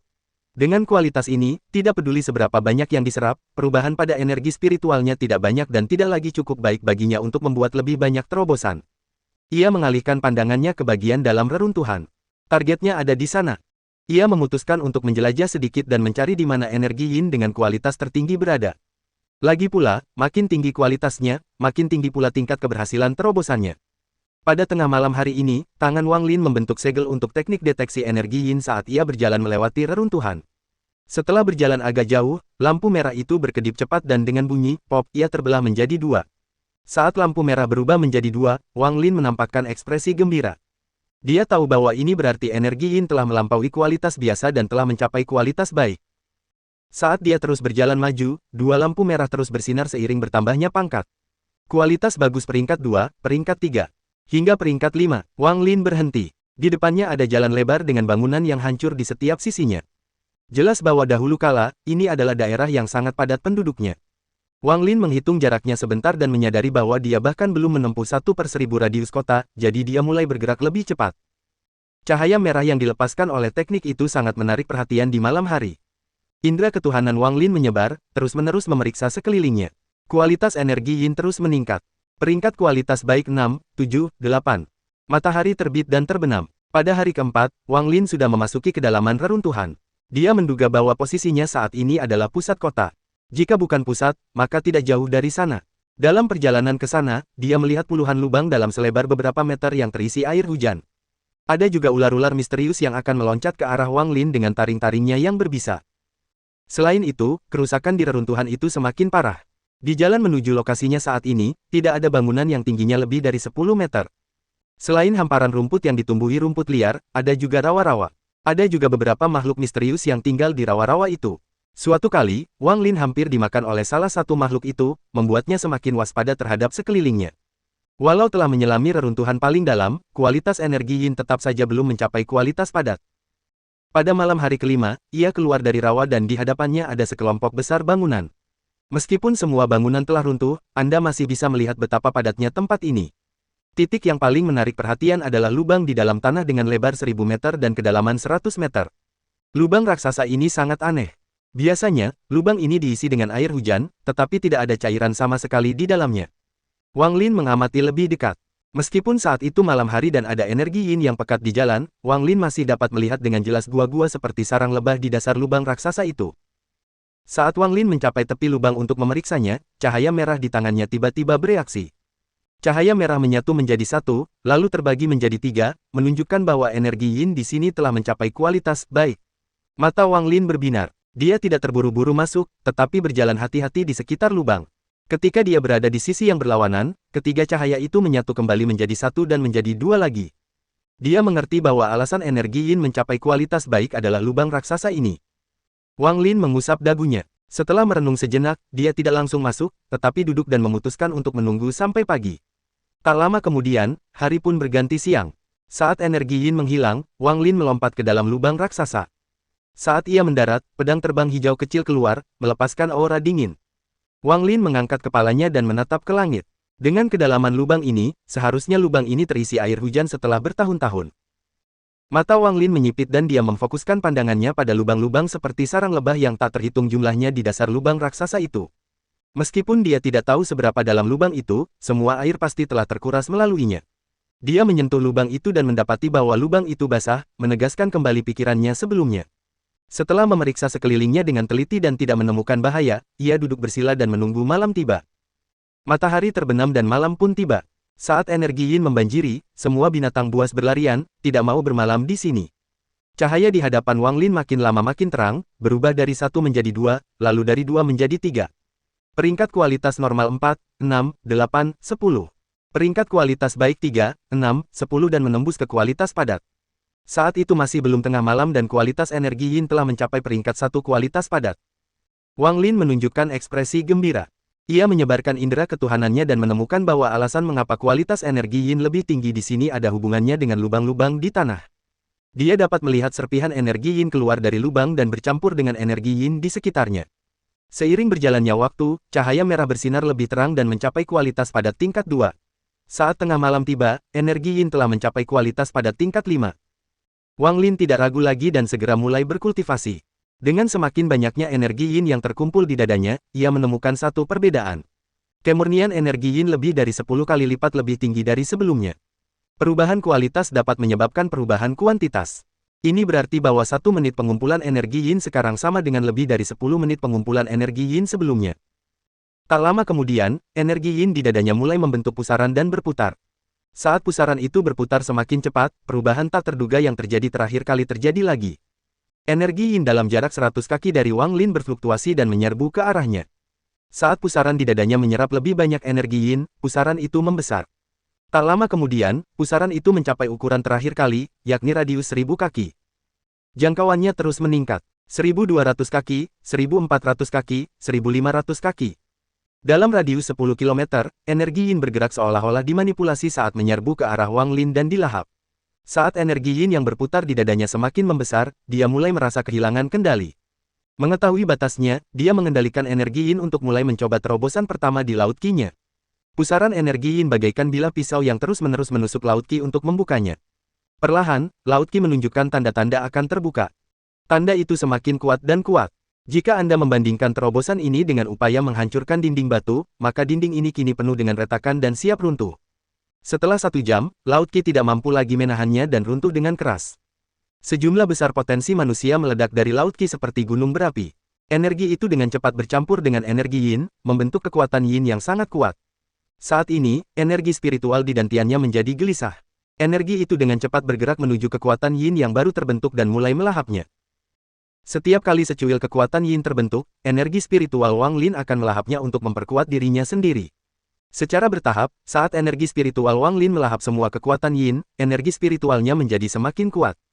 Pemandangan seperti nebula muncul di Laut Qi Wang Lin. Gelombang energi spiritual biru menyebar dari nebula. Wang Lin merasakan energi spiritual yang sangat aneh di tubuhnya. Matanya berbinar saat dia menyentuh batu di sebelahnya. Dalam sekejap, ada kilatan cahaya biru dan batu itu membeku seluruhnya, melepaskan energi yin. Wang Lin menarik napas dalam-dalam dan dengan cepat menendang batu beku itu. Dengan serangkaian suara berderak, batu itu pecah menjadi banyak bagian. Wang Lin memeriksa dengan saksama dan segera menghirup udara dingin. Setelah diperiksa lebih dekat, ia menemukan bahwa struktur internal batu itu terus berubah. Ini bukan lagi batu, tetapi lebih merupakan struktur kristal es. Dengan kata lain, dengan satu sentuhan kekuatan spiritualnya, dia tidak hanya membekukan batu itu, tetapi mengubah sepenuhnya strukturnya menjadi es. Wang Lin tidak tahu bahwa setelah melahap energi yin, energi spiritualnya telah mengalami perubahan besar. Bahkan jika si Tunan sedang terjaga sekarang, dia tidak akan dapat mengetahuinya. Pada masa kultivasi kuno, selain perbedaan tingkatan level kultivasi, ada juga 3 tingkatan energi spiritual, yaitu Ji, Dao, dan Si. Ketiga alam tersebut tidak diberi peringkat dalam urutan apapun, tetapi maju secara paralel. Setelah memasuki satu alam, seseorang tidak dapat berpindah ke alam lain. Kesulitan untuk memasuki tiga alam itu tidak tinggi, tetapi juga tidak mudah.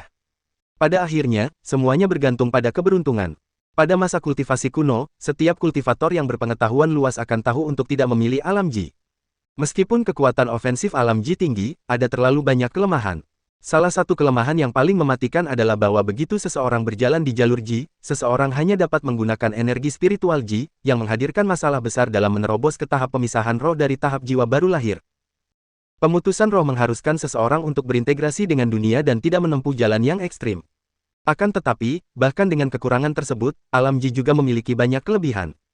Dapat dikatakan bahwa orang-orang dengan tingkat kultivasi yang sama tidak dapat bertahan melawan alam Ji sama sekali.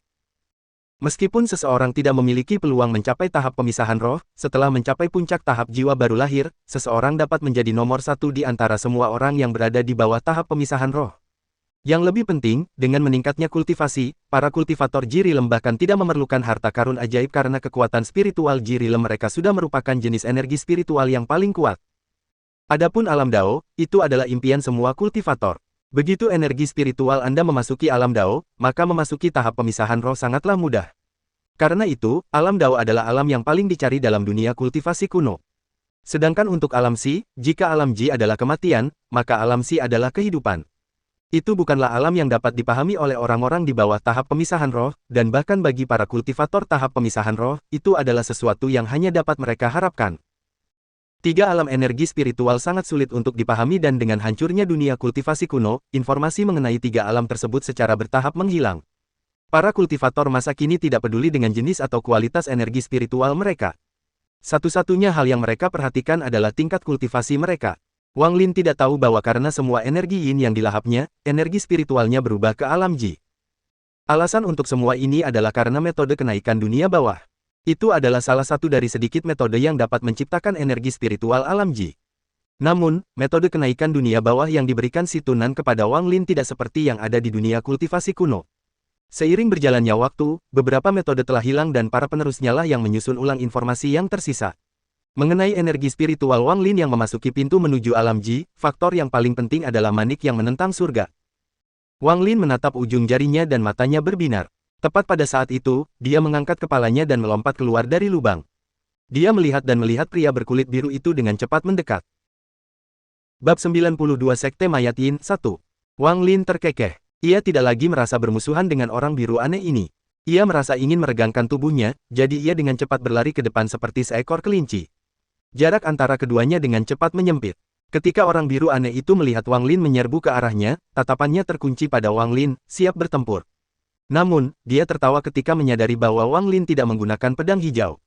Dia berhenti, sama sekali melupakan alasan dia datang ke sini sejak awal, dan bersiap untuk bertempur. Tanpa ragu-ragu, dia mencabut jimat yang melepaskan gas biru. Dia menghisap gas biru itu ke dalam tubuhnya dan auranya tiba-tiba menjadi jauh lebih kuat. Matanya menampakkan ekspresi serius saat dia mengucapkan beberapa kata dalam bahasa asingnya, seakan-akan dia mencoba menyampaikan sesuatu kepada Wang Lin. Wang Lin tahu bahwa jimat pada pria biru itu sangat aneh. Bahkan setelah menerima luka parah dari Wang Lin, hanya dengan satu jimat, pria biru itu mampu pulih sepenuhnya. Setelah itu, Wang Lin menjadi sangat penasaran dengan jimat tersebut. Sekarang, pria aneh itu mencabut jimat kuning lainnya dan kekuatannya tiba-tiba menjadi 2 kali lipat. Tanpa sepatah kata pun, Wang Lin melambaikan tangannya. Energi spiritualnya mengalir melalui tubuhnya dan auranya tiba-tiba berubah juga. Energi biru berkeping-keping melayang di sekelilingnya. Aura dingin menyelimuti tubuhnya dan ekspresi yang sangat dingin muncul di wajahnya. Mata lelaki aneh itu berbinar. Ia membuka mulutnya dan mengucapkan kata yang dapat dimengerti Wang Lin, kekuatan. Dengan itu, ia mengepalkan tangan. Lengannya bersinar dan membesar saat ia melayangkan pukulan ke arah Wang Lin. Mata Wang Lin berbinar. Energi spiritual yin di dalam tubuhnya keluar dan membentuk kepalan tangan yang bertabrakan dengan kepalan tangan pria asing itu di udara. Pada saat benturan, pria asing itu memasuki posisi yang aneh. Dia meletakkan satu kakinya di tanah sambil mencondongkan tubuh ke kiri dan mulai bernapas dengan pola yang aneh. Tiba-tiba, embusan angin berputar-putar dengan dia sebagai pusatnya, meniup semua batu di dekatnya, menciptakan area yang bersih dan terbuka di sekitarnya. Wajah Wang Lin memerah dan dia tanpa sadar mundur 3 langkah sambil menatap pria asing itu.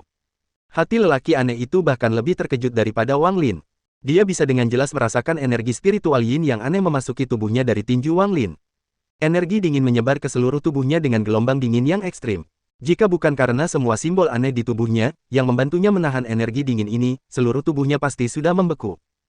Melihat tangan kanannya yang benar-benar beku, dia terkejut karena semua otot dan tulang di lengan kanannya telah berubah menjadi es.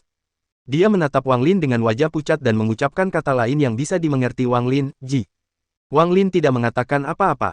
Karena dia tidak mengerti apa yang dimaksud Ji, dia menggelengkan kepalanya. Pria aneh itu tertegun. Dia mencabut jimat lainnya, menyebabkan gas berwarna putih dan hijau muncul. Setelah gas menghilang, lengan kanannya kembali normal, tetapi Wang Lin dapat melihat lengannya gemetar. Dia menatap Wang Lin dan mendengus. Dia mengoceh sebentar sebelum akhirnya pergi. Wang Lin menatap pria aneh itu sampai dia pergi, lalu duduk untuk mengingat pertempuran itu. Energi dalam pukulan pria aneh itu sangat aneh. Itu tampaknya bukan energi spiritual, tetapi jenis energi lain. Kekuatan. Dia teringat kata yang diteriakkan pria asing itu sebelum melancarkan pukulan itu. Mengabaikan pukulan aneh yang dilontarkan pria aneh itu, Wang Lin sangat senang dengan kekuatan energi spiritual Yin miliknya. Ia menamai jenis energi spiritual yang dapat mengubah struktur benda ini sebagai energi spiritual Jian. Ji, itulah yang diucapkan lelaki aneh itu setelah melihat kekuatannya. Wang Lin bergumam pada dirinya sendiri, sudah waktunya untuk pergi. Begitu aku mencapai lapisan kelima metode kenaikan dunia bawah, sudah waktunya untuk pergi. Aku harus menemukan lokasi yin bumi yang lebih ekstrim, aku harus. Wang Lin tahu bahwa ia harus menemukan yin yang ekstrim karena untuk dapat menembus lapisan yang lebih tinggi dari metode kenaikan dunia bawah, ia akan membutuhkan energi yin yang lebih berkualitas. Meskipun reruntuhan itu memiliki energi yang padat, Wang Lin tahu bahwa energi yin di sini hanya sekitar kualitas padat peringkat 10. Mungkin paling tinggi dapat mencapai kualitas ekstrim peringkat 1. Harus dikatakan bahwa di antara energi yin surga, bumi, misteri, dan dunia bawah, perbedaan antara misteri dan dunia bawah tidaklah besar, tetapi perbedaan antara keduanya dengan bumi dan surga sangatlah besar. Energi yin bumi kualitas baik peringkat 1 sama dengan energi yin misteri atau dunia bawah kualitas ekstrim peringkat 1. Sedangkan untuk energi yin surga yang seseorang hanya dapat harapkan pada tingkat 1, tingkat biasa sama baiknya dengan energi misteri dan dunia bawah kualitas ekstrim tingkat 1. Saat dia merenung, dia mengangkat kepalanya dan melihat bahwa pria aneh itu kembali. Setelah pria aneh itu kembali, dia memberi isyarat kepada Wang Lin sebentar. Pria aneh itu menunjuk ke sekeliling, menarik napas dalam-dalam, lalu menggelengkan kepalanya dengan kuat. Kemudian, dia menunjuk ke arah Wang Lin, lalu ke dirinya sendiri, dan membuat beberapa gerakan. Wang Lin perlahan mulai mengerti apa yang diinginkan orang aneh ini. Tampaknya orang aneh itu ingin Wang Lin mengikutinya. Penasaran, Wang Lin mengangguk. Lelaki aneh itu bergerak sangat cepat. Ia sangat mengenal lingkungan sekitar dan menghindari semua lubang berbahaya di rawa. Pria aneh itu bahkan memasuki celah tanah dan masuk ke terowongan bawah tanah. Setelah beberapa saat, Wang Lin terkejut karena mereka telah melewati daerah rawa yang luas itu dengan begitu cepat. 2 hari kemudian, mereka berdua tiba di sudut reruntuhan yang sepi. Selama 2 hari ini, mereka berdua hanya berhenti untuk beristirahat 1 kali. Setelah mereka tiba, Wang Lin melihat sebuah menara utuh di dekatnya. Di puncak menara itu terdapat manik-manik batu selebar hampir 2 meter. Mata Wang Lin berbinar. Manik batu ini hampir sama persis dengan yang ada di reruntuhan. Pria aneh itu tidak berhenti dan memanjat ke puncak menara.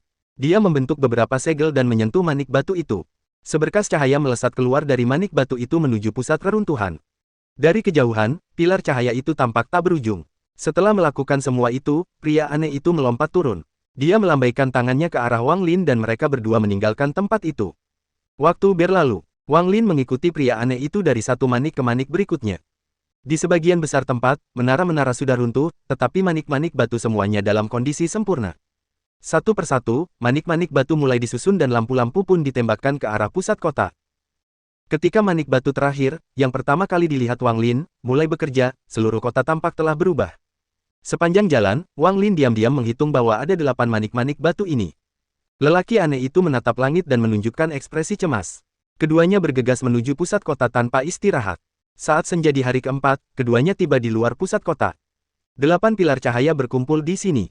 Pria aneh itu berhenti dan membungkuk. Matanya dipenuhi dengan pengabdian saat ia mengucapkan kata-kata seperti lagu. Saat suaranya semakin keras, bumi bergetar saat sebuah patung setinggi 100 meter muncul dari tanah. Patung itu naik setengah jalan sebelum berhenti. Patung itu adalah patung seorang pria berambut panjang. Pria itu tampak unik, matanya cerdas, dan tangannya memegang tombak sepanjang 100 meter sambil memandang ke kejauhan. Di sekujur tubuhnya ada seekor naga melingkar dengan mulut terbuka, seolah-olah hendak menyerang. Sisik-sisik pada naga itu begitu detail sehingga hampir tampak nyata. 8 sinar cahaya berkumpul di patung itu dan mata patung itu menjadi semakin terang.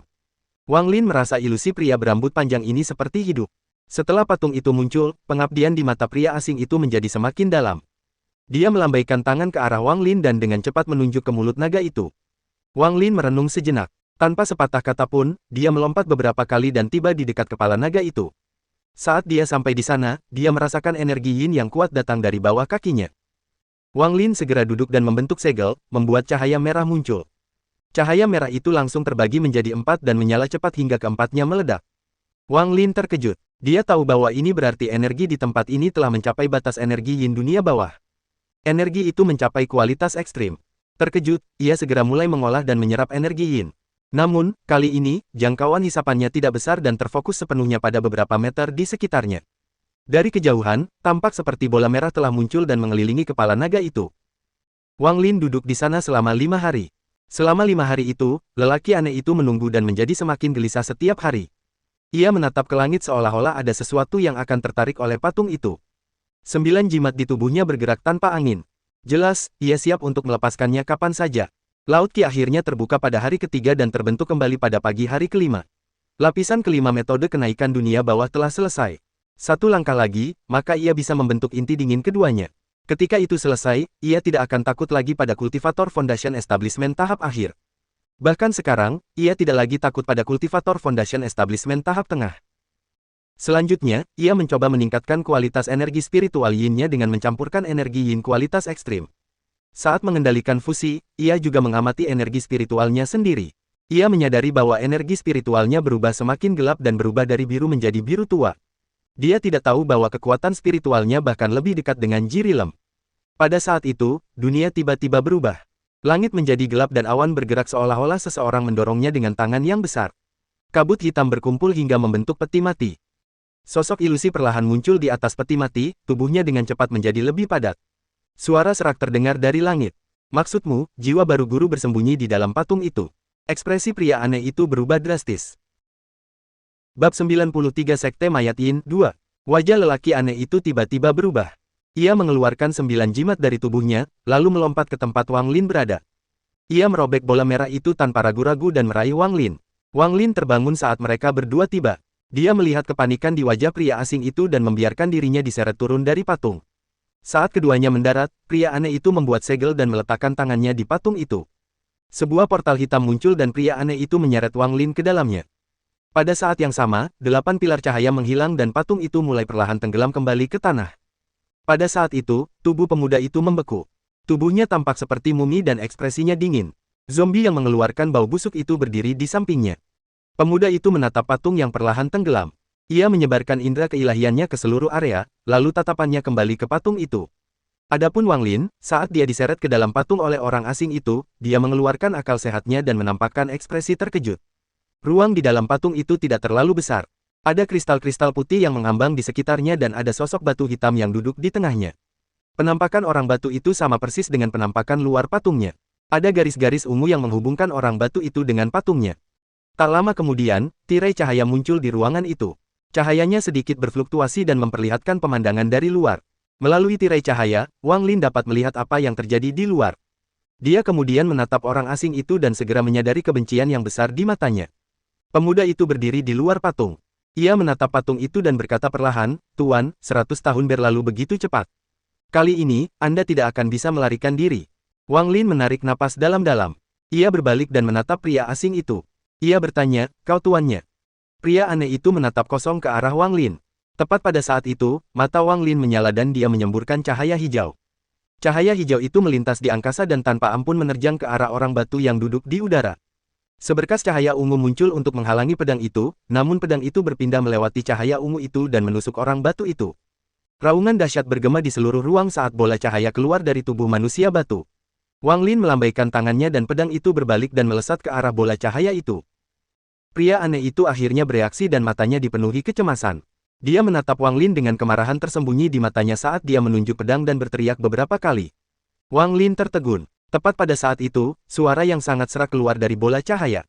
"Teman kecil, jangan impulsif. Aku tidak bermaksud jahat.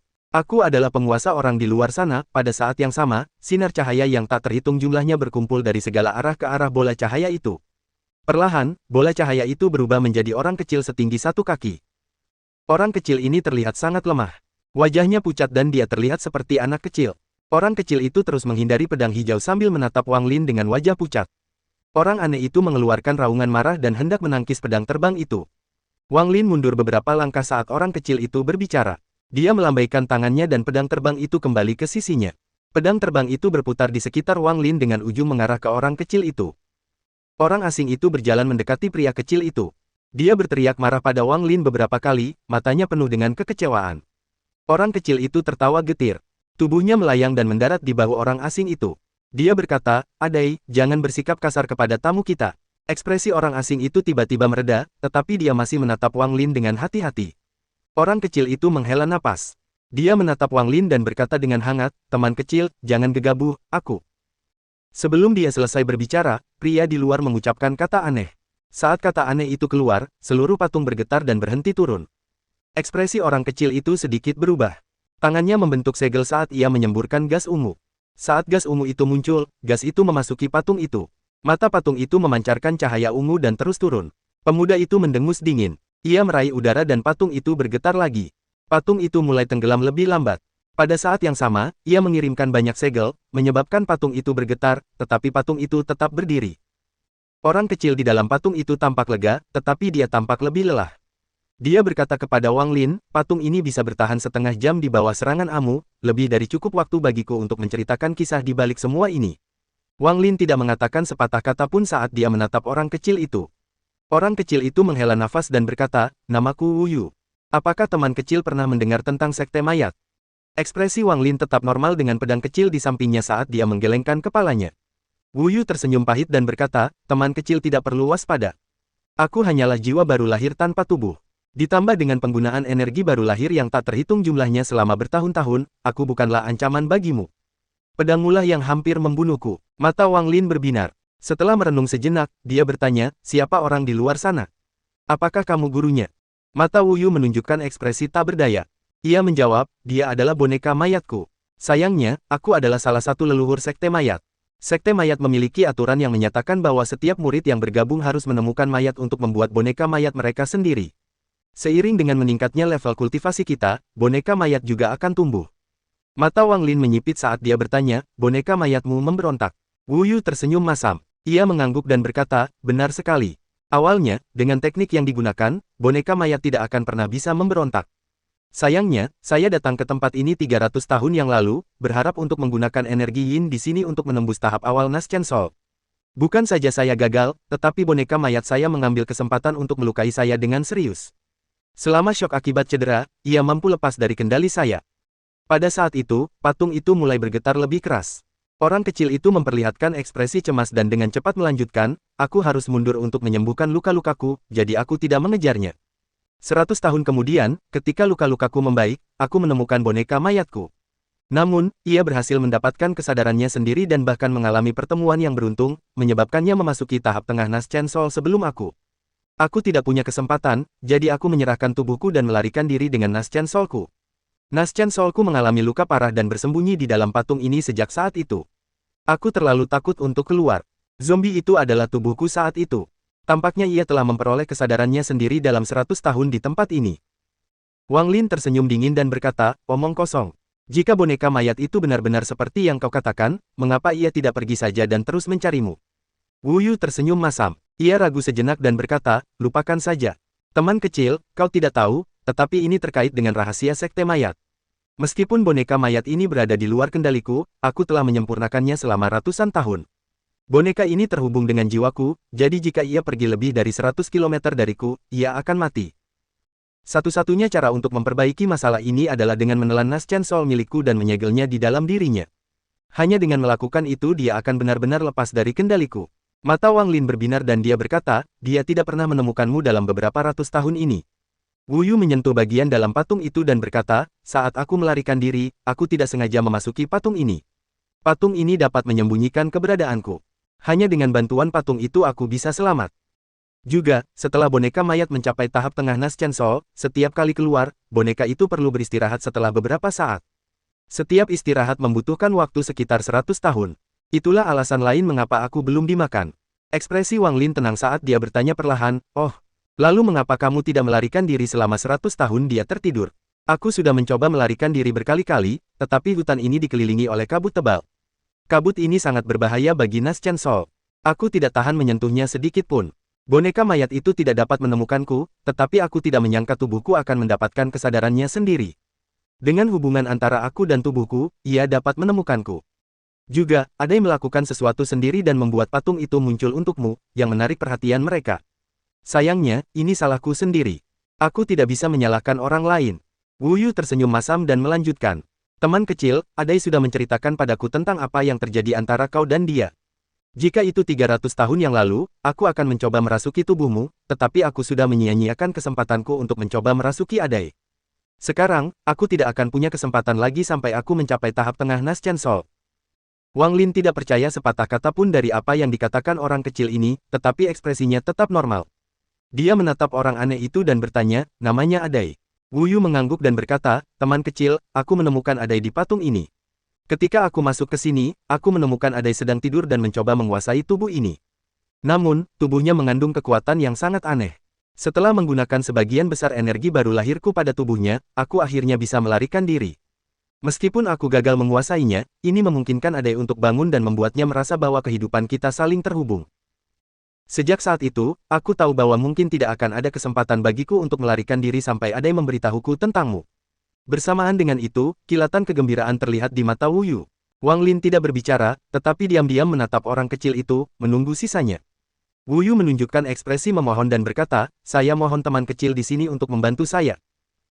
Bab 94 Sekte Mayat Yin 3. Wu Yu menampakkan ekspresi memohon dan segera berkata, aku tidak bisa meninggalkan tempat ini, tapi aku ingin memintamu untuk pergi ke Sekte Mayat dan meminta kakak magang seniorku, Yezi, untuk datang menyelamatkanku. Ekspresi Wang Lin tidak berubah. Apakah kau punya cara agar aku bisa pergi tanpa diketahui oleh boneka mayat itu? Tanyanya. Wu Yu mengangguk cepat dan berkata dengan tulus, aku bisa menggunakan sisa energi baru lahirku untuk membuka susunan transfer yang akan membawamu langsung ke Sekte Mayat. Wang Lin menatap Wu Yu. Dia tersenyum tipis dan berkata, jika kamu bisa membuka susunan transfer, mengapa kamu tidak kembali ke sana? Wu Yu menghela napas dan berkata, boneka mayat itu tidak bisa pergi lebih dari 100 km dariku, dan aku tidak bisa pergi 100 km darinya. Jika boneka mayat itu meninggalkan jarak 100 km, ia akan langsung mati. Jika aku masih memiliki tubuhku, jiwaku akan mengalami cedera berat, tetapi sekarang aku hanyalah jiwa yang baru lahir. Aku benar-benar tidak ingin mati bersama boneka mayat itu. Frekuensi getaran patung itu semakin meningkat. Wu Yu melihat bahwa ekspresi Wang Lin masih belum berubah. Dia mengatupkan rahangnya dan berkata, aku, Wu Yu, bersumpah demi jiwa baru lahirku bahwa aku tidak bermaksud menyakitimu, jadi tolong bantu aku, teman kecil. Aku bahkan bisa memberimu Adai sebagai hadiah. 9 jimat itu sudah ada di tubuhnya saat aku menemukannya dan jimat itu mengandung kekuatan yang tak terbayangkan. Selain itu, aku bisa merasakan bahwa energi spiritualmu mengandung sifat yin. Aku juga menggunakan metode kultivasi yin. Aku berasumsi kau datang ke sini untuk menggunakan energi yin untuk kultivasi. Energi yin di sini adalah energi yin tipe dunia bawah. Jika kau pergi ke Sekte Mayat, ada tempat kultivasi yang memiliki energi yin tipe bumi. Wang Lin menyipitkan matanya dan berkata, jika Sekte Mayat memiliki lokasi dengan energi yin tipe bumi, mengapa kamu datang ke sini untuk membuat terobosan? Wu Yu menatap Wang Lin dengan tajam. Pemuda ini sangat berhati-hati. Tidak peduli seberapa keras dia mencoba meyakinkannya, ekspresi Wang Lin tidak berubah sama sekali. Setelah mendengar pertanyaan Wang Lin, dia tersenyum kecut dan berkata, teman kecil, aku sudah bersumpah atas nama jiwa baru lahirku. Boneka mayat ini tidak sama dengan makhluk hidup. Setiap kali hendak melakukan terobosan, ia harus menyerap energi yin tipe dunia bawah, jadi aku membawanya ke sini. Tepat pada saat itu, patung itu bergetar hebat dan retakan muncul di sekujur tubuhnya. Serangkaian suara berderak terdengar saat retakan itu membesar dan patung itu tampak akan runtuh. Ekspresi Wu Yu tiba-tiba menjadi sangat cemas dan berkata, teman kecil, jika kamu ingin mengolah teknik yin di Sekte Mayat, kamu bisa berpura-pura menjadi muridku. Aku akan memindahkanmu langsung ke Sekte Mayat dan mereka tidak akan curiga. Teman kecil, pikirkan sendiri. Begitu dia selesai berbicara, patung itu tiba-tiba bergetar hebat. Retakan-retakan kini menutupi seluruh patung dan beberapa bagian bahkan mulai rontok. Pikiran Wang Lin berputar. Dia tahu bahwa jika dia tidak pergi, hidupnya akan berada dalam bahaya ketika boneka mayat itu masuk. Dia langsung tahu bahwa boneka mayat itu adalah pembunuh berhati dingin. Memikirkan hal itu, dia mengangguk ke arah Wu Yu tanpa sepatah kata pun. Wu Yu menarik napas dalam-dalam. Kedua tangannya terus-menerus membentuk segel saat cincin pentagonal perlahan muncul di hadapannya. Cincin cahaya ini memancarkan warna pelangi dan daya isap kecil dapat dirasakan. Pada saat itu, patung itu pecah dengan keras dan terdengar suara dingin. Tuan, saya ingin melihat kemana Anda akan lari sekarang. Wu Yu menunjukkan ekspresi ngeri. Tanpa menunggu susunan transfer terbuka sepenuhnya, dia berteriak, teman kecil, cepat pergi. Apakah aku selamat atau tidak, semuanya ada di tanganmu. Dengan itu, dia terbang ke orang batu yang melayang di udara. Pada saat yang sama, Wang Lin menyerbu ke arah susunan transfer. Susunan transfer itu tidak stabil dan sepertinya akan runtuh. Orang aneh itu ragu-ragu sejenak dan mengikuti Wang Lin ke dalam susunan transfer. Tepat pada saat itu, patung itu benar-benar runtuh. Pemuda itu masuk dengan senyum mengejek. Namun, saat dia melihat susunan transfer, ekspresinya berubah drastis. Adapun Wang Lin, setelah memasuki area transfer, dia mendapati dirinya berada di dalam sebuah terowongan. Dia bisa merasakan tubuhnya diregangkan dan ada bintik-bintik cahaya yang tak terhitung jumlahnya berkedip-kedip seperti bintang-bintang di langit. Wang Lin menoleh ke belakang. Ia melihat Adai di belakangnya, menoleh ke kiri dan kanan. Setelah Adai menyadari bahwa Wang Lin sedang menatapnya, ia meneriakkan beberapa kata aneh ke arah Wang Lin. Tatapannya tidak lagi waspada terhadap Wang Lin, tetapi dipenuhi dengan kebingungan. Setelah waktu yang tidak diketahui, sebuah cahaya muncul di ujung terowongan. Cahaya itu semakin membesar hingga menutupi sebagian besar terowongan. Wang Lin dan Adai merasakan daya isap dari cahaya itu dan terhisap ke dalamnya. Sekte mayat adalah sekte setan di Zhao. Meskipun mereka lebih lemah dari sekte setan langit nomor 1, sekte mayat jauh lebih misterius. Dapat dikatakan bahwa sekte mayat adalah sekte paling misterius nomor 1 di Zhao. Berapa banyak pengikut sekte tersebut, di mana lokasi sekte tersebut, berapa banyak pembudidaya jiwa baru lahir yang dimiliki sekte tersebut, dan informasi tersebut semuanya tidak diketahui oleh dunia luar. Bahkan ada rumor yang mengatakan bahwa sekte mayat sudah musnah total. Pendek kata, ini adalah sekte yang profilnya sangat rendah, tetapi profil rendah semacam ini adalah sesuatu yang tidak akan pernah bisa dilupakan oleh dunia. Satu-satunya hal yang diketahui orang tentang sekte mayat adalah metode kultivasi mereka. Para pengikut sekte mayat hanya memiliki satu kesempatan untuk memurnikan mayat. Setelah mereka memurnikan satu mayat, mereka tidak akan pernah memurnikan mayat lainnya. Ini adalah teknik yang sangat ajaib. Bagi para pengikut sekte mayat, selain kultivasi mereka sendiri, kultivasi boneka mayat mereka juga penting. Alasan mengapa teknik ini begitu ajaib adalah karena 500 tahun yang lalu, seorang pengikut pendirian yayasan memiliki boneka mayat jiwa baru lahir. Meskipun murid ini akhirnya menghilang secara misterius, kemunculannya menimbulkan kehebohan di hati Zhao, terutama di kalangan para kultivator tingkat rendah yang sekarang bermimpi bergabung dengan sekte mayat. Tetapi tidak peduli berapa banyak orang yang berusaha menemukannya, sekte mayat seperti awan yang mengambang dan tidak dapat ditemukan oleh siapapun. Di lokasi di sisi paling barat Zhao terdapat area yang dikelilingi oleh energi yin sepanjang tahun. Bahkan para kultivator tidak sering datang ke sini. Karena selain fakta bahwa area ini diselimuti energi yin, ada juga energi 9 bumi yang bahkan tidak ingin disentuh oleh para kultivator Naschen Sol. Siapapun yang berada di bawah tahap Naschen Sol akan terluka jika menyentuhnya. Konon, area dengan banyak batasan seperti ini menyembunyikan semacam harta karun besar. Itulah ide yang ada di benak banyak kultivator. Akhirnya, beberapa sekte iblis berkumpul dengan para ahli mereka dan melanggar batasan untuk mencari area tersebut. Namun yang mengejutkan semua orang adalah tidak ada apapun di sana. Beberapa orang memperluas pencarian mereka ke bawah tanah dan tetap tidak menemukan apapun. Perburuan harta karun ini berubah menjadi lelucon. Mereka diejek oleh sekte ortodoks. Lambat laun, karena tempat ini banyak larangannya dan tidak ada harta karunnya, tempat ini pun dilupakan semua orang. Di tengah dataran itu terdapat daerah yang diselimuti kabut. Di dalam kabut itu terdapat rawa yang menutupi sebagian besar wilayah itu, dan di bawah rawa itu terdapat sebuah gua raksasa. Ada banyak terowongan yang menghubungkan gua raksasa itu dengan gua-gua yang lebih kecil dan terowongan dari gua-gua itu ke gua-gua lainnya. Seluruh area bawah tanah itu ditutupi oleh gua-gua besar dan kecil yang saling terhubung satu sama lain. Disinilah sekte iblis paling misterius di Zhao, sekte mayat, berada. Gua terbesar di tengahnya berukuran seperti beberapa aula utama sekte Hang Yue. Di dalamnya terdapat 8 pilar kayu ungu yang membentuk formasi. Ada gelombang energi ungu yang tak berujung memancar dari pilar-pilar kayu tersebut. Ada banyak simbol dan pola aneh yang terukir di 8 pilar kayu. Ada juga untaian cahaya yang menghubungkannya. Jika seseorang melihatnya dari atas, mereka dapat melihat bahwa cahaya-cahaya itu membentuk total 49 cincin cahaya. 8 pemuda duduk di atas 8 pilar kayu. Sebuah peti mati mengapung di belakang masing-masing dari mereka. 5 cincin menyala dan seorang pemuda berpakaian biru dan peti mati muncul di dalam gua. Salah satu dari 8 pemuda di pilar itu membuka matanya dan menatap orang yang baru saja datang. Dia berbicara tanpa emosi sama sekali, "Dari mana kamu datang?" Pemuda berjubah biru itu segera membungkuk dan berkata, negara kultivasi peringkat 2 cabang sekte mayat Lu. Aku, Lin Yi, ada di sini untuk berpartisipasi dalam ujian promosi. Pemuda itu menatap dingin ke arah orang itu dan berkata, gua ke-18 di sebelah kanan, pergi. Pemuda berjubah biru itu dengan hormat menggenggam tangannya dan keluar dari formasi. Setelah itu, dia menghitung sebentar dan memasuki sebuah gua. Pemuda di pilar itu mengangguk pelan.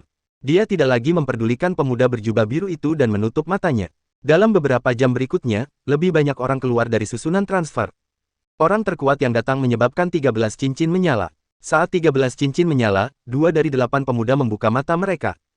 Waktu berlalu perlahan. Cincin-cincin dalam formasi itu menyala lagi. Kali ini, jumlahnya 6 buah. Seorang pemuda di atas pilar kayu membuka matanya. Tepat pada saat itu, tiba-tiba ada kilatan cahaya dan 7 cincin lainnya menyala. Apa ini? Pada saat itu, seorang pemuda lain membuka matanya.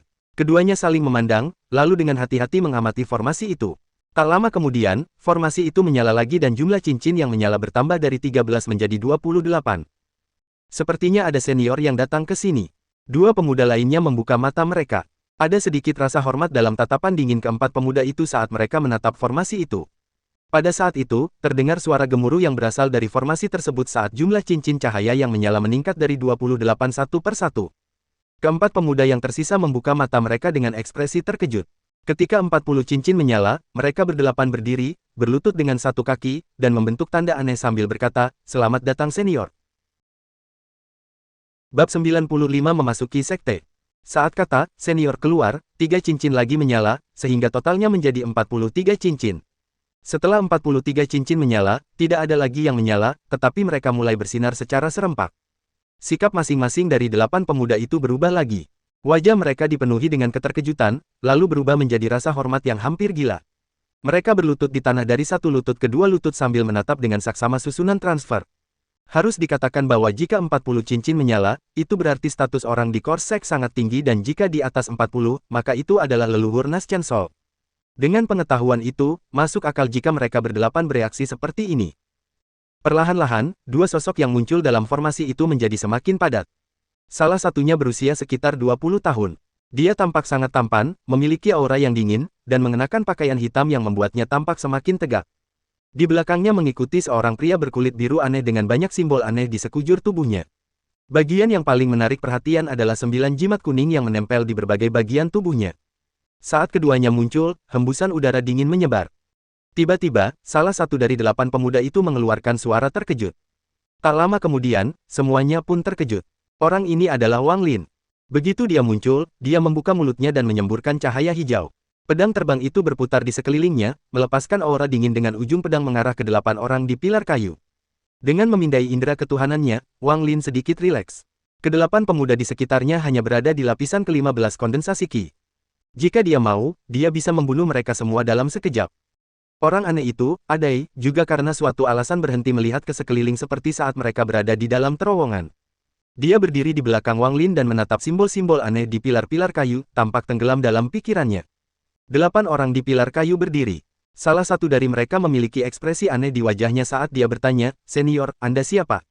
Wang Lin sudah merencanakan apa yang akan dia katakan selama perjalanan ke sini. Saat ini, dia sangat tenang saat dia berkata dengan dingin, "Saya Wang Lin. Tolong beritahu Paman Tuan Ye Zizai bahwa saya memiliki sesuatu yang penting untuk dikatakan kepadanya." Pemuda itu terkejut. Ia menatap pemuda lainnya, lalu berkata, "Senior, aku tidak bisa membantumu dalam hal itu.